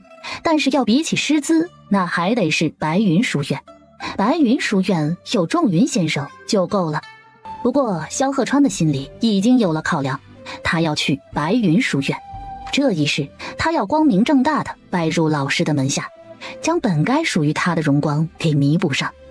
几位院长能如此看得起在下，是在下的荣幸，然在下心里已经有了考量，抱歉了。叶院长，实不相瞒，我想拜入仲云先生的门下，不知可否能与仲云先生单独谈谈。仲云脾气古怪，不肯收关门弟子，一般人是打动不了他的。他如今只希望仲云能够识趣一点，别把人给气走就行了。既然如此，那仲云先生，你不妨给年轻人一个机会，可否借谢老的茶室一用？他随即看向一边的谢老爷，既然单独要聊，那就需要一个独立清静的环境。谢老爷自然乐意做成人之美。先生随意即可。其他几位院长还想挽留一下，再说点什么转还一下，结果叶从文挡在他们面前，非是不让。几位，要不坐下来下下棋？叶某好久不曾与各位切磋了。叶从文今天就一个目标，要把萧鹤川拐进白云书院，这些个绊脚石都得靠边站。几个院长冷哼一声，十分不爽，但又不好服了他的面子，只得不情不愿地回到各自的位置上去了。你想喝什么茶？我看这里有普洱、洛安、碧螺春、龙井。学生懂些浅显的茶道，若是仲云先生不嫌弃，可否容学生献丑一番？你随意发挥。得了他的同意，那萧鹤川可就要正式开始炫技了。萧公子还真是谦虚啊，你可不像是略懂茶道的人。学生献丑了。很好，你这茶泡得深得我心。你也喜欢龙井吗？仲云先生对他的试探和考验已然开始。如果没猜错的话，这是汉中龙井，去碎的新茶，选用的还都是最嫩最精华的部分揉制而成的。这泡出来的茶色泽翠绿，香气浓郁，甘醇爽口，形如雀舌，茶之四绝尽数都占了，是不可多得的好茶。爱喝之人有品。萧鹤川很会拿捏仲云先生，步步都踩到他的点上，这让仲云先生对他的好感开始直线上升。但光看这些还不够，他若是想要成为自己的关门弟子，那所要承受的考验还多着呢。但好在仲云有兴趣和他继续聊下去。外面的人都死死地盯着茶室，想知道里面聊了些什么，毕竟这俩人在里面一坐就是1个时辰了。仲云进去的时候还是一副无所谓完成任务时的心态，而出来的时候面上多了些温和的笑容，还有一些无法忽略的欣赏。年后元宵一过，便来白云书院吧，准备好你的拜师礼。此话一出，众人都震惊了，什么玩意儿？就这短短1个时辰的时间，一向不收关门弟子的仲云先生，这就要决定收萧鹤川为座下唯一一个挂名学生了。现场似乎可以听见几位院长心碎的声音，也包括叶从文在内。他分不清自己是喜是忧，又或者都有。喜的是萧鹤川进了白云书院，忧的是他不能成为他的挂名老师。倘若他以后前途不可限量，那么那些荣誉和荣光只属于仲云了。萧鹤川听见了仲云这话的一瞬间，那种喜悦是无法掩藏的。这一世，他终于可以光明正大的在人前叫他一声老师了。学生一定不会辜负老师厚望。萧鹤川再次朝仲云行了一个标准的礼仪，仲云满意的点点头，然后先行离开了。萧鹤川的内心开始盘算着到时候拜师礼要准备的东西，他也想赶紧把这个好消息带回家去分享给穗穗听。恭喜啊，鹤川，你这起点如此之高，日后前途不可限量。借你吉言，苏兄一会儿若是无事的话，不妨找个地方喝2杯。行啊，我请。苏燕青不放过任何一个讨好大舅哥的机会。今日萧鹤川的身份可谓是水涨船高，在冀州的才子圈一下子就扬名了，他可谓是名利双收。你喝酒了？喝了一点，但我还没醉。快跟我说说看，你今天赢得的彩头里面都有些什么？有100两白银，还有一块上好的灰墨，还有一件特别值得高兴的事情要告诉你。什么事啊？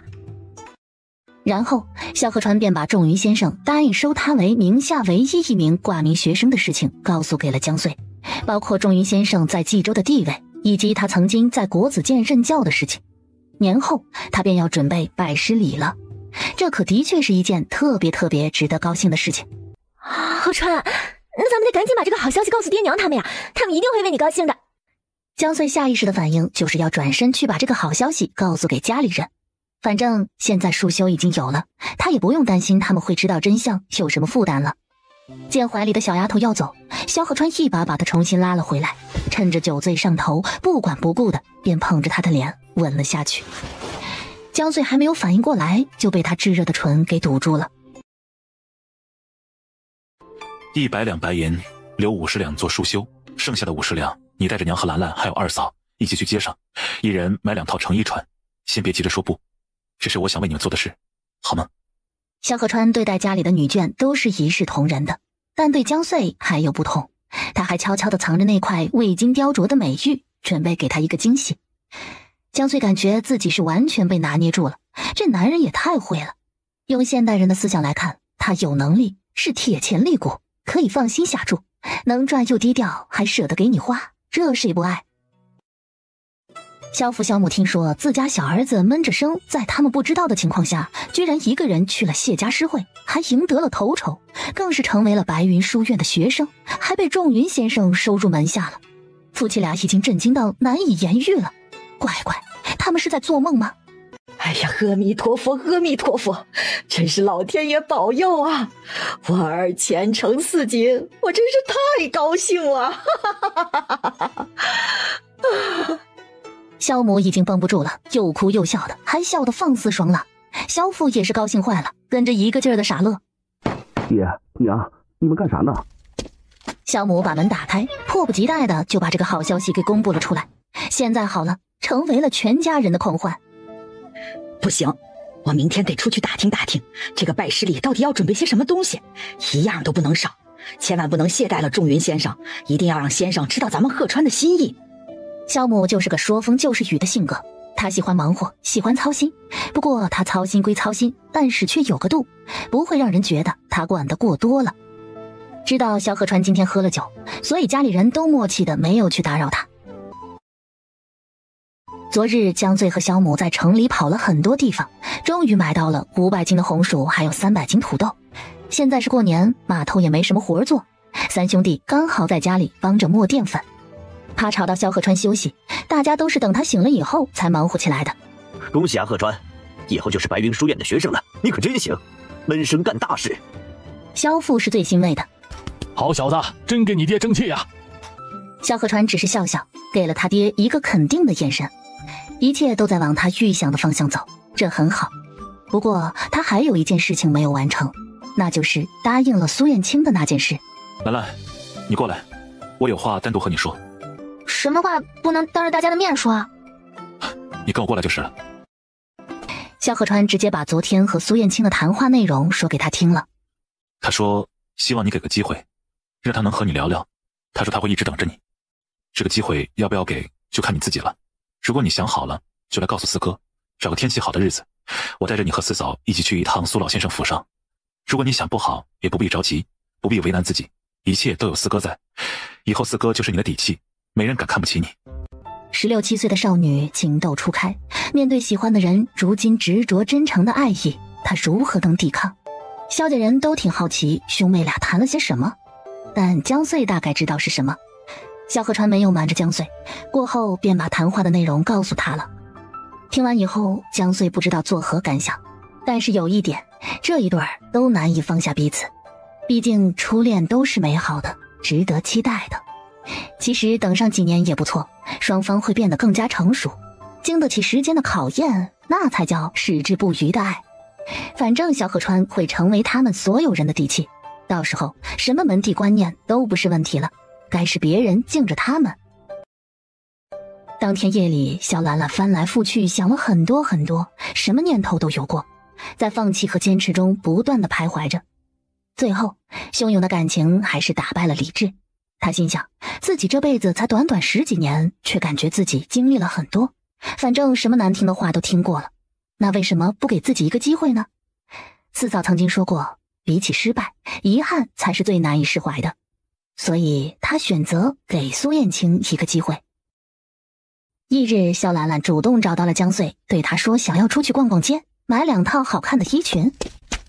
四嫂，咱们叫上娘还有二嫂去街上吧，四哥不是说了吗，让你带我们去逛成衣铺子。这么着急吗？江穗正准备要和萧母一起磨红薯淀粉呢。不是要去苏老先生的府上做客吗？那怎么能没有一套像样的衣裙呢？太朴素了，不太合适吧？那也不急于一时吧，家里还有一大堆活要干呢。萧母看着这么多的红薯，就想着尽快磨完过滤出来，等着年后早点开业做生意，早点有盈利。萧鹤川他们都在院子里，自然也听见了萧兰兰这话。娘，你们几个尽管出去逛就行，家里有我们这么多人在，还怕活干不完吗？要怎么做我们都知道，反正也都是力气活，用不着你们来干。就是啊，娘，您就别惦记着家里这点活了，这红薯淀粉要怎么磨我门儿清，有我在，出不了什么岔子。哎呀，你就跟着孩子们去吧，难得今天闺女看着有点兴致，你就别扫兴了。鹤川也是孝顺，施惠得来的银子，想着给你们娘几个添妆，你就偷着乐吧，咱还没有呢。萧父坐在矮板凳上，语气有点子酸。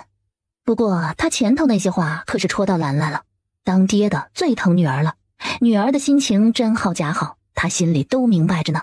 但是自己是个当爹的，很多事情他不好和他开口。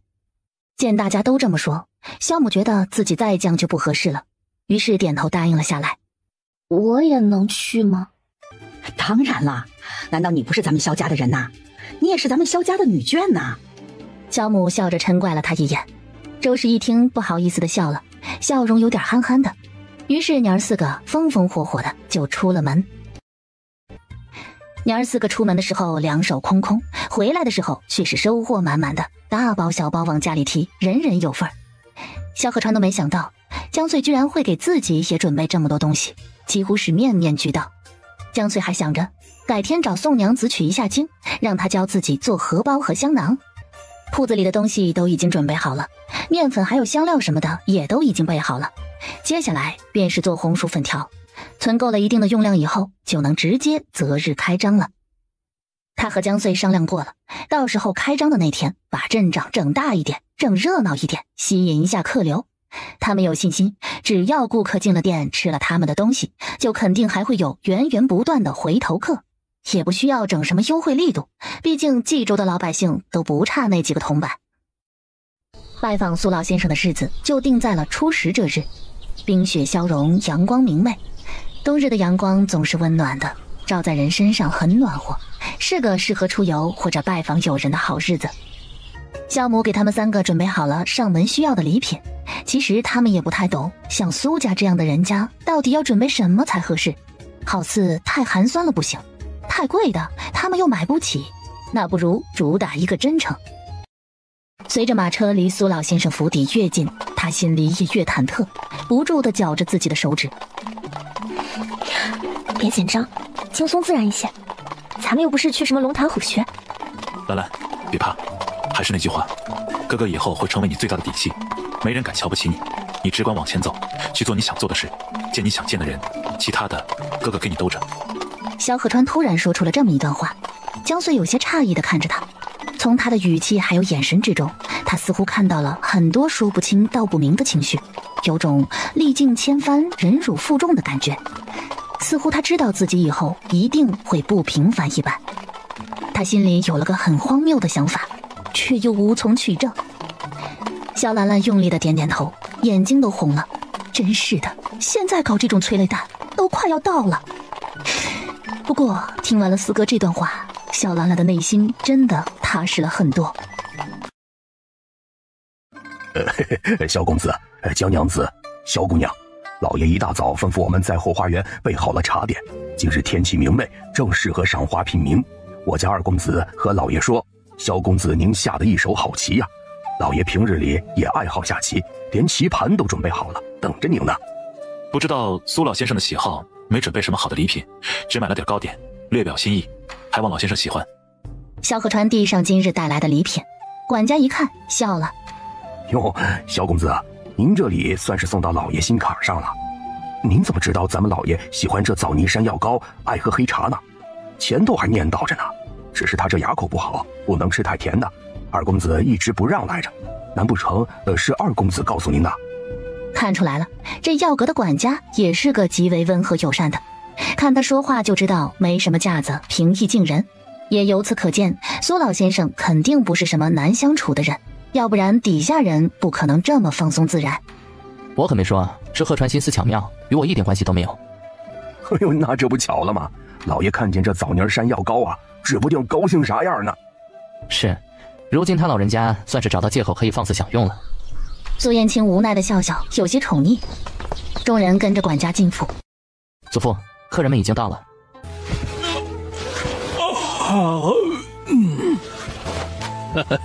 来了是吧？快坐吧。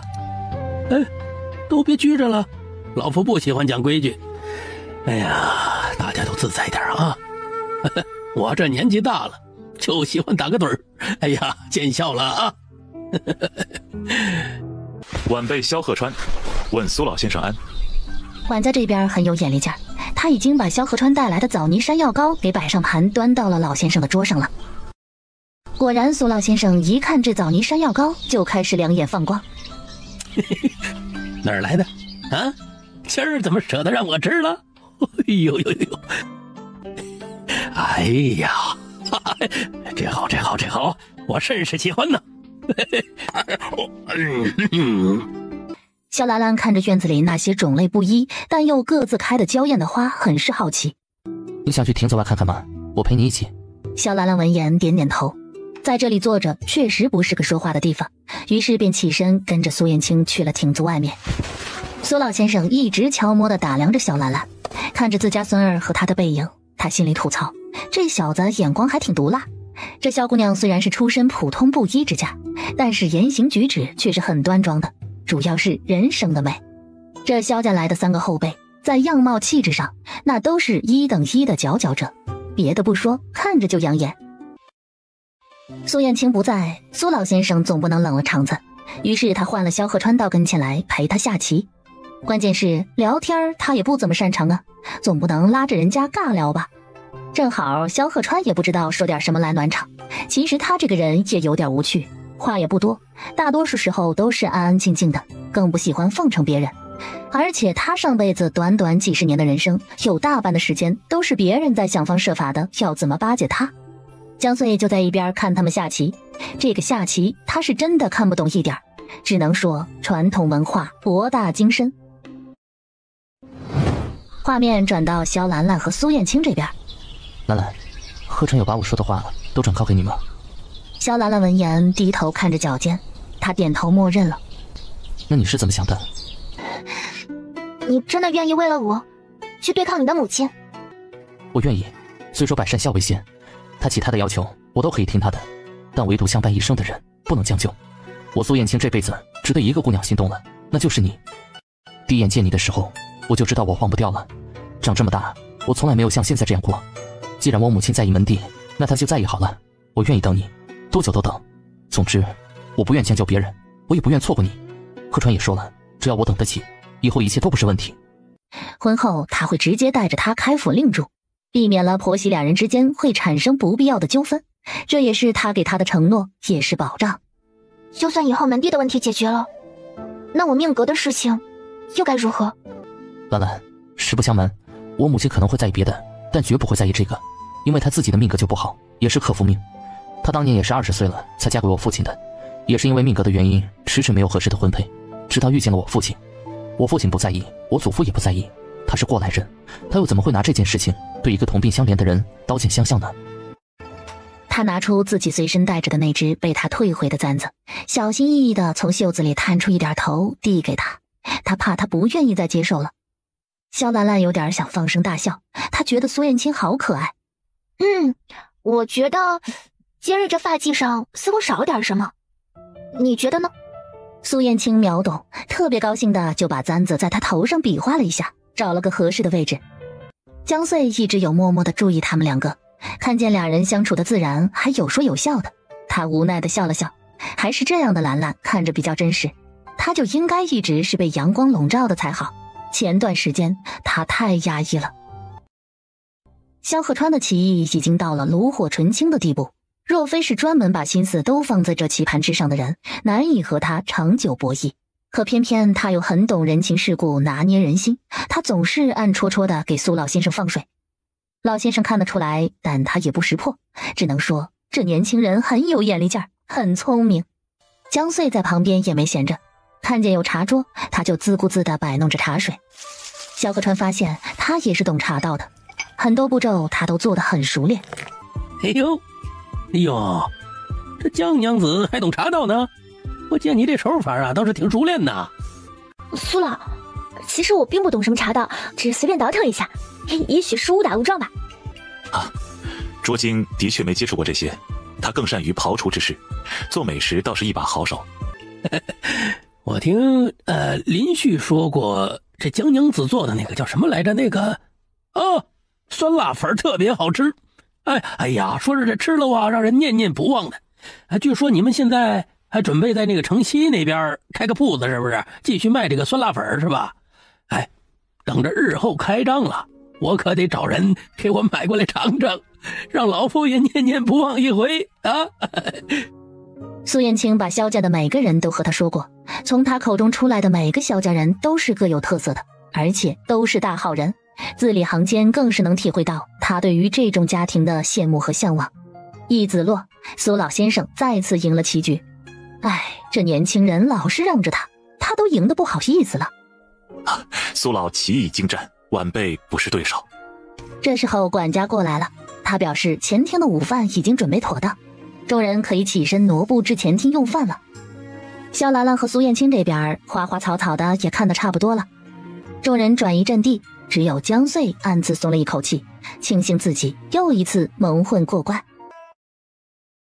这临走的时候，萧兰兰发现自己还单独有礼物，她有点受宠若惊，不敢轻易的接受。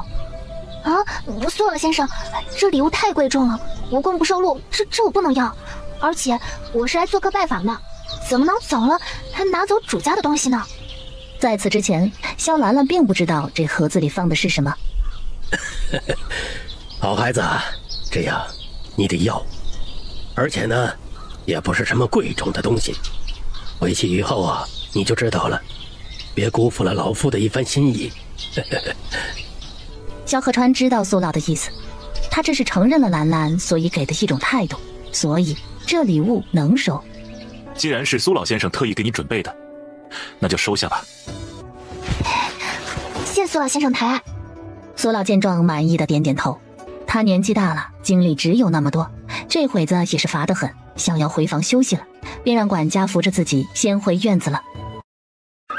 马车启程，开始往家赶。萧兰兰抱着盒子，迫不及待的就打开来看了。如意，称心如意，看来苏老先生很看重你呢，他是看好你和苏二公子的。萧兰兰本就被这个玉如意给惊讶到了，江穗再这么一解释，她嘴角的笑容都快压不住了，把头埋得低低的，在那儿害羞偷笑呢。萧河川看见她这样，心里头说不上来的满足感。只要兰兰真的发自内心的开心，他觉得自己做什么都是值得的，似乎心里对她的愧疚就能少些。别管过程怎么样，不都是看结果吗？只要结果是好的就行。苏老先生大张旗鼓的宴请萧家人的事情，很快就传到了苏夫人的耳朵里，一举一动他都清楚，连玉如意的事情他也知道。苏老并没有刻意隐瞒，因为他知道很多事情迟早是要说开的。既然如此，那就早点说开的好。果然苏夫人这沉不住气的性子，第二天他就亲自来到了药阁找苏老先生谈了。哟，你今日怎么有空来老夫这里坐了？父亲，您知道我是为什么来的，又何必明知故问呢？你想说什么就直说吧。今日老夫我也与你好好的掰扯掰扯。我听说父亲大人昨日请了萧家几个小辈到药阁做客，这是您的府邸，您请谁，儿媳不便过问，也无权过问。只是您居然还送了那萧家小女一柄玉如意，您知道送玉如意代表什么吗？这不相当于把她当作未来儿媳妇看了吗？就萧家这个家世，与我们苏家天差地别，而且咱们家林旭是多么能干的孩子，才华横溢，温文尔雅，在外素有美名。这萧家小女一介布衣，都没见过什么世面，琴棋书画更是一窍不通，日后如何与林旭匹配，我又如何放心将这钟馗交给他呢？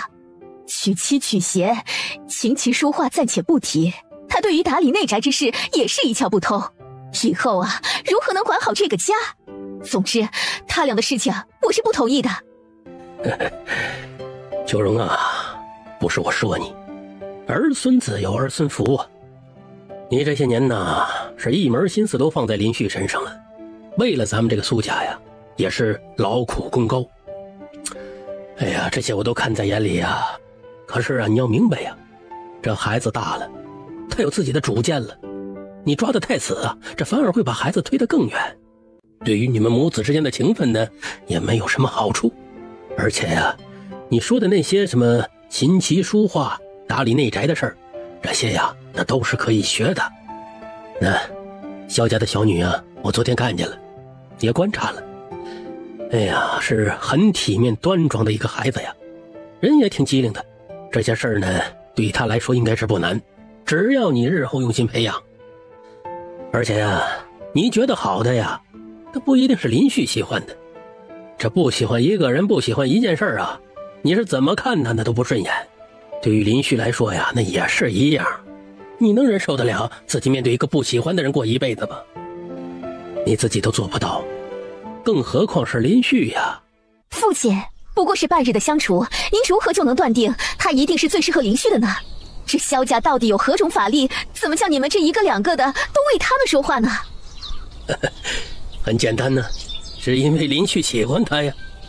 所以在他眼里那什么都是好的。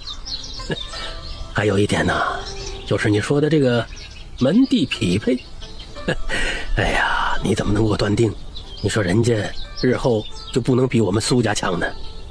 你信不信这假以时日那还真说不准咱们苏家比不上人家呢。或许他们以后能发财，比我们苏家财力更加雄厚，但是我们苏家是书香门第，医药世家，岂是寻常商户之家能比的？苏夫人还没见过萧河川，也没听过他的事儿，所以不知道萧家还藏龙卧虎着一位潜力股呢。所以说呀，你这头发长见识短，妇人之见了吧？我这么说呀，你也别不爱听这萧家的幼子假以时日，那是必成大器呀。你可知道，他前些天在谢家诗会上那是大放异彩呀，引得冀州的几家书院那是争相的对他抛出橄榄枝啊。你可知道，这白云书院的仲云先生当着众人的面亲自宣布啊，收萧鹤川为名下唯一的挂名学生之士啊。仲云先生就是曾经在国子监任教的那位仲云先生。就是他。所以啊，你应该知道人家是个什么实力了吧？这萧家幼子走科举，日后进士及第，人家也是个正儿八经的书香门第。如果他要是考上了前3甲呢，以后就入朝为官，入了翰林院，可就不是咱们家能够比得上人家了。所以啊，秋荣啊，你要是真为了林旭好，为了苏家好，就应该相信我一次的，别再一意孤行了啊，顺其自然。咱们呢，且看日后的结果如何，你总有心服口服的一天的。话说到这里，苏夫人陷入了沉思。如果是这样的话，那这萧家的确是不可小觑。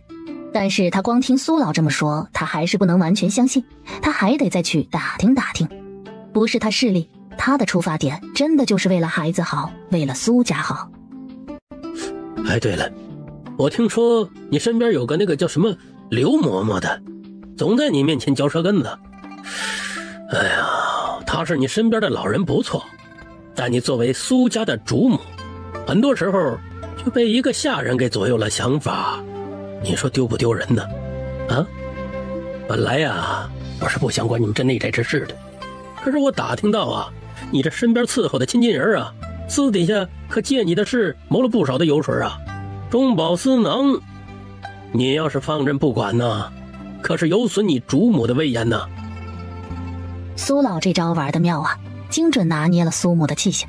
他是最不能忍受自己的威严受到影响了，尤其是那一句堂堂当家主母居然被一个下人3两句话左右了想法。他仔细想了想，还真是，有时候自己就是很容易听了刘嬷嬷的教唆做事，感觉自己被他给掌握了一样。这主仆之间一旦是被离间了，那就有裂痕了。这不，苏夫人出了药阁，想起苏老说的话，她看着刘嬷嬷就有些不得劲儿了，心里想着自己可得好好查查她是不是真的借自己的事中饱私囊。之前见了萧兰兰一次，原本她还觉得这姑娘有几分气性，值得欣赏，结果这刘嬷嬷就总是有意无意的说她这不好那不好的，强行让自己越来越讨厌萧兰兰了。总算是出了年了，过了正月16，到了萧鹤川前往白云书院拜师的日子。家言一行，怀瑾握鱼。一行、景瑜，你自己选一个吧。萧鹤川选了一行为字，不为别的，景瑜和贺连景的名字犯了忌讳，他自然不会去选，以后少不了和贺连景打交道。一行也不错，义字寓意安静美好，品德高尚，这个字也代表温和儒雅，文化内涵。拜师礼结束，一行啊，望你此后勤勉，一日3省己身，若有过错则及时改之，无则加勉。日后为师会不定时的给你授课的。这广贤堂还有一间空房，你作为为师唯一一名挂名弟子，可选择长期住在书院里。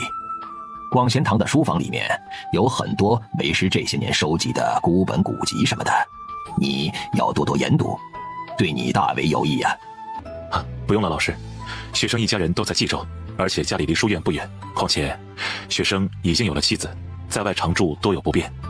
萧鹤川当着众人的面坦言自己已经婚配，这一点倒是让众人再次不解。没记错的话，他才18岁吧？这就娶妻了？仲云其实并不是很诧异，这段时日他私底下打听了萧鹤川的一些背景，所以得知他以前是在什么环境下成长的，又经历过什么，包括他意外痴傻3年这件事。而且他还知道萧鹤川的妻子是一个很普通的大字不识的村姑，可如今他的坦然也让自己颇为欣赏，觉得自己这一次没看错人。一切都以你自己的安排即可，孝顺长辈，呵护妻子，都是大丈夫该具有的品性。只要你的功课和学业能跟上即可。叶从文听说萧鹤川已经娶妻了，倒是很诧异，他只能说自家女儿可能要失望了。自从谢家诗会结束后，叶叔就对萧河川的表现异常伤心，时不时地问自己他什么时候来书院，一定要告诉他一声，他想和他交个朋友。当爹的还能不知道他的意思？无非就是看上人家了，觉得人家家世一般，所以自信满满。现在好了，人家有妻子，他可以打消念头了。罢了，只要能给白云书院带来好处，他叶从文就愿意捧着。一行啊，你过来量一下尺寸，好给你定做量身咱们白云书院的学子服。这是咱们书院的环佩，你收好了。自今日起，你就是白云书院的学生了。日后希望你能严于律己，勤修己身，替书院争光。面对叶从文，萧河川脸上看不出来什么咸淡，只是礼貌地接过环佩。这是白云书院学子的身份证明，日后进出书院都需要出示这枚环佩。而且这环佩还内有文章，每一块看似是一样的，但是在固定的地方都刻有学子的名字。顺利进入白云书院，拜了上辈子的老师为师，萧河川的一大心结总算是解决了，尘埃落定。萧家一家人都因为这个好消息而狂欢着。听说他以后的字叫一行，萧母只觉得怎么念都好听，于是一遍又一遍地喊他，喊了整个一下午了。为了庆祝，晚上特意邀请了宋娘子母女来家中做客吃饭，弄了一大桌子的好菜。苏燕青也送来了贺礼，恭祝萧河川进入白云书院，仲云先生坐下。这就相当于现在高考考了个好大学，大学还遇到了一个很好的导师一样。萧河川第一天到书院上课，进入白云书院，这里的一草一木一砖一瓦，他都再熟悉不过了。萧鹤川是吧？听说你的字很好，你瞧瞧，我这个字怎么样？齐修远是萧河川上辈子在白云书院唯一的好友，只有他愿意和自己说话，和自己打交道。一般吧，还需要再练几年。此话一出，齐修远的脸瞬间就垮了下来。他看着萧河川，紧紧地抿着唇，似乎能听见他咬牙切齿的声音。就是这个味儿，太对了。齐修远很想对回去，但是他又没底气，比不上人家是事实啊。我觉得应该是你笔的原因，你如果想着换一支笔的话，说不定有不一样的效果。前世就是如此，齐修远在书法上卡了好久，总觉得哪里不对劲，他又说不上来，后来才发现是笔的原因。把你这狼毫笔借我用用，一会儿夫子来了就还你啊。路遥反应慢半拍，齐修远说完以后，等了好一会儿，他才慢悠悠地回了一个好字。他做了一番比较，还真是，这好笔拿在手上，这质感真是不一样的。这狼毫笔就是用着比较顺手，写出来的字也是行云流水的，似乎像是打通了任督二脉一般。用完以后，他就对自己用了很久的这支笔有了意见了，反正怎么看这个老伙计都觉得不香了。他深深地看了眼正在整理书本的萧鹤川，他神情严肃，也不知道在琢磨啥。最后在夫子来之前，他把笔还给了路遥。一下课，齐修远就主动蹭了过来找萧鹤川。萧鹤川，中午我请你出去吃一顿吧。我知道书院旁边有一家地道冀州菜，好吃还不贵。看在你今天提醒我的份上，这顿该我请你。而且咱以后不仅是同窗，还是同桌。赏个脸呗。可以啊，那我可就不和你客气了。还是按照上辈子的轨迹，他没有拒绝齐修远主动对他散发的善意。齐修远还叫了路遥一起，为了还他早上借笔的人情。路遥答应了，他带着自己的小书童和俩人一起去了书院外吃饭。大多数家里条件不差的，家里离得不远的学子都会选择回家吃中饭。其实书院内吃饭的大都是留宿的学子。这一顿饭下来，三人也算是熟了起来，互相知道了对方的名字，也大致了解了对方的家庭背景。总的来说，暂时萧鹤川家境最普通，家境最好的是路遥，家里做布庄生意的。齐修远的父亲在北街开了一家铺子，是卖油纸伞还有扇面的，收入稳定。他母亲就比较厉害了，据说是在冀州女学任教的女夫子。冀州女学顾名思义，只收女学生，平日里教的都是琴棋书画、女工、内务打理这种，还可以专门到女学学习糕点制作。另外还有插花、茶道、棋艺这种兴趣爱好的培养。据说齐修远的母亲是教花艺的女夫子。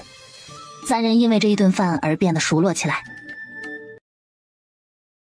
回到书院以后，下午还有一堂课，上完以后，萧鹤川便要去广贤堂听老师单独授课，完事以后他就能回家了。仲云先生问他今日在书院第一天上课可否还习惯，萧河川回答一切都好，他反正是重来一次，所以对书院内的一切环境还有人都熟悉，甚至各个夫子的教学方式和习惯他也都是熟知的。课业结束后，他再次踏入了广贤堂的这间书房，陈设还和以前一模一样，甚至很多书籍的位置都没有变过，干净不染一丝尘埃。老师都是亲自打扫，从不假手于人。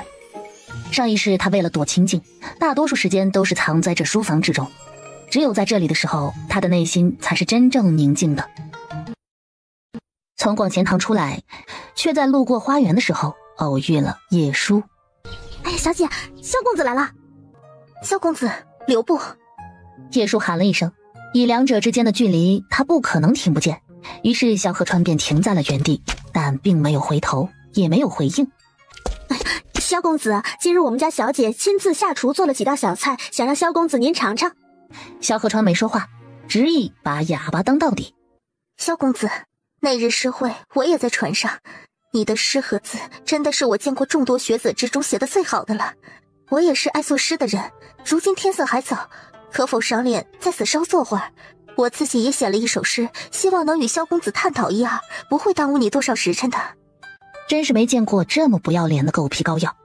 萧河川要不是看在老师的面子上，暂时不想给他惹麻烦，唉，毕竟自己还要在这里待上2年，他是真不愿意和他有什么话说。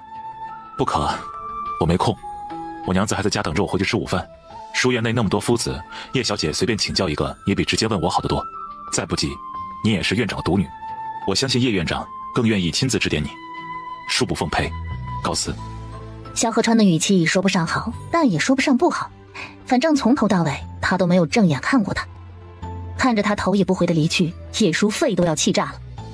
如今和如月看着自家主子的模样，知道今天的日子又要不好过了。他到底是什么意思？我从前也没有得罪过他吧？他凭什么这么不待见我？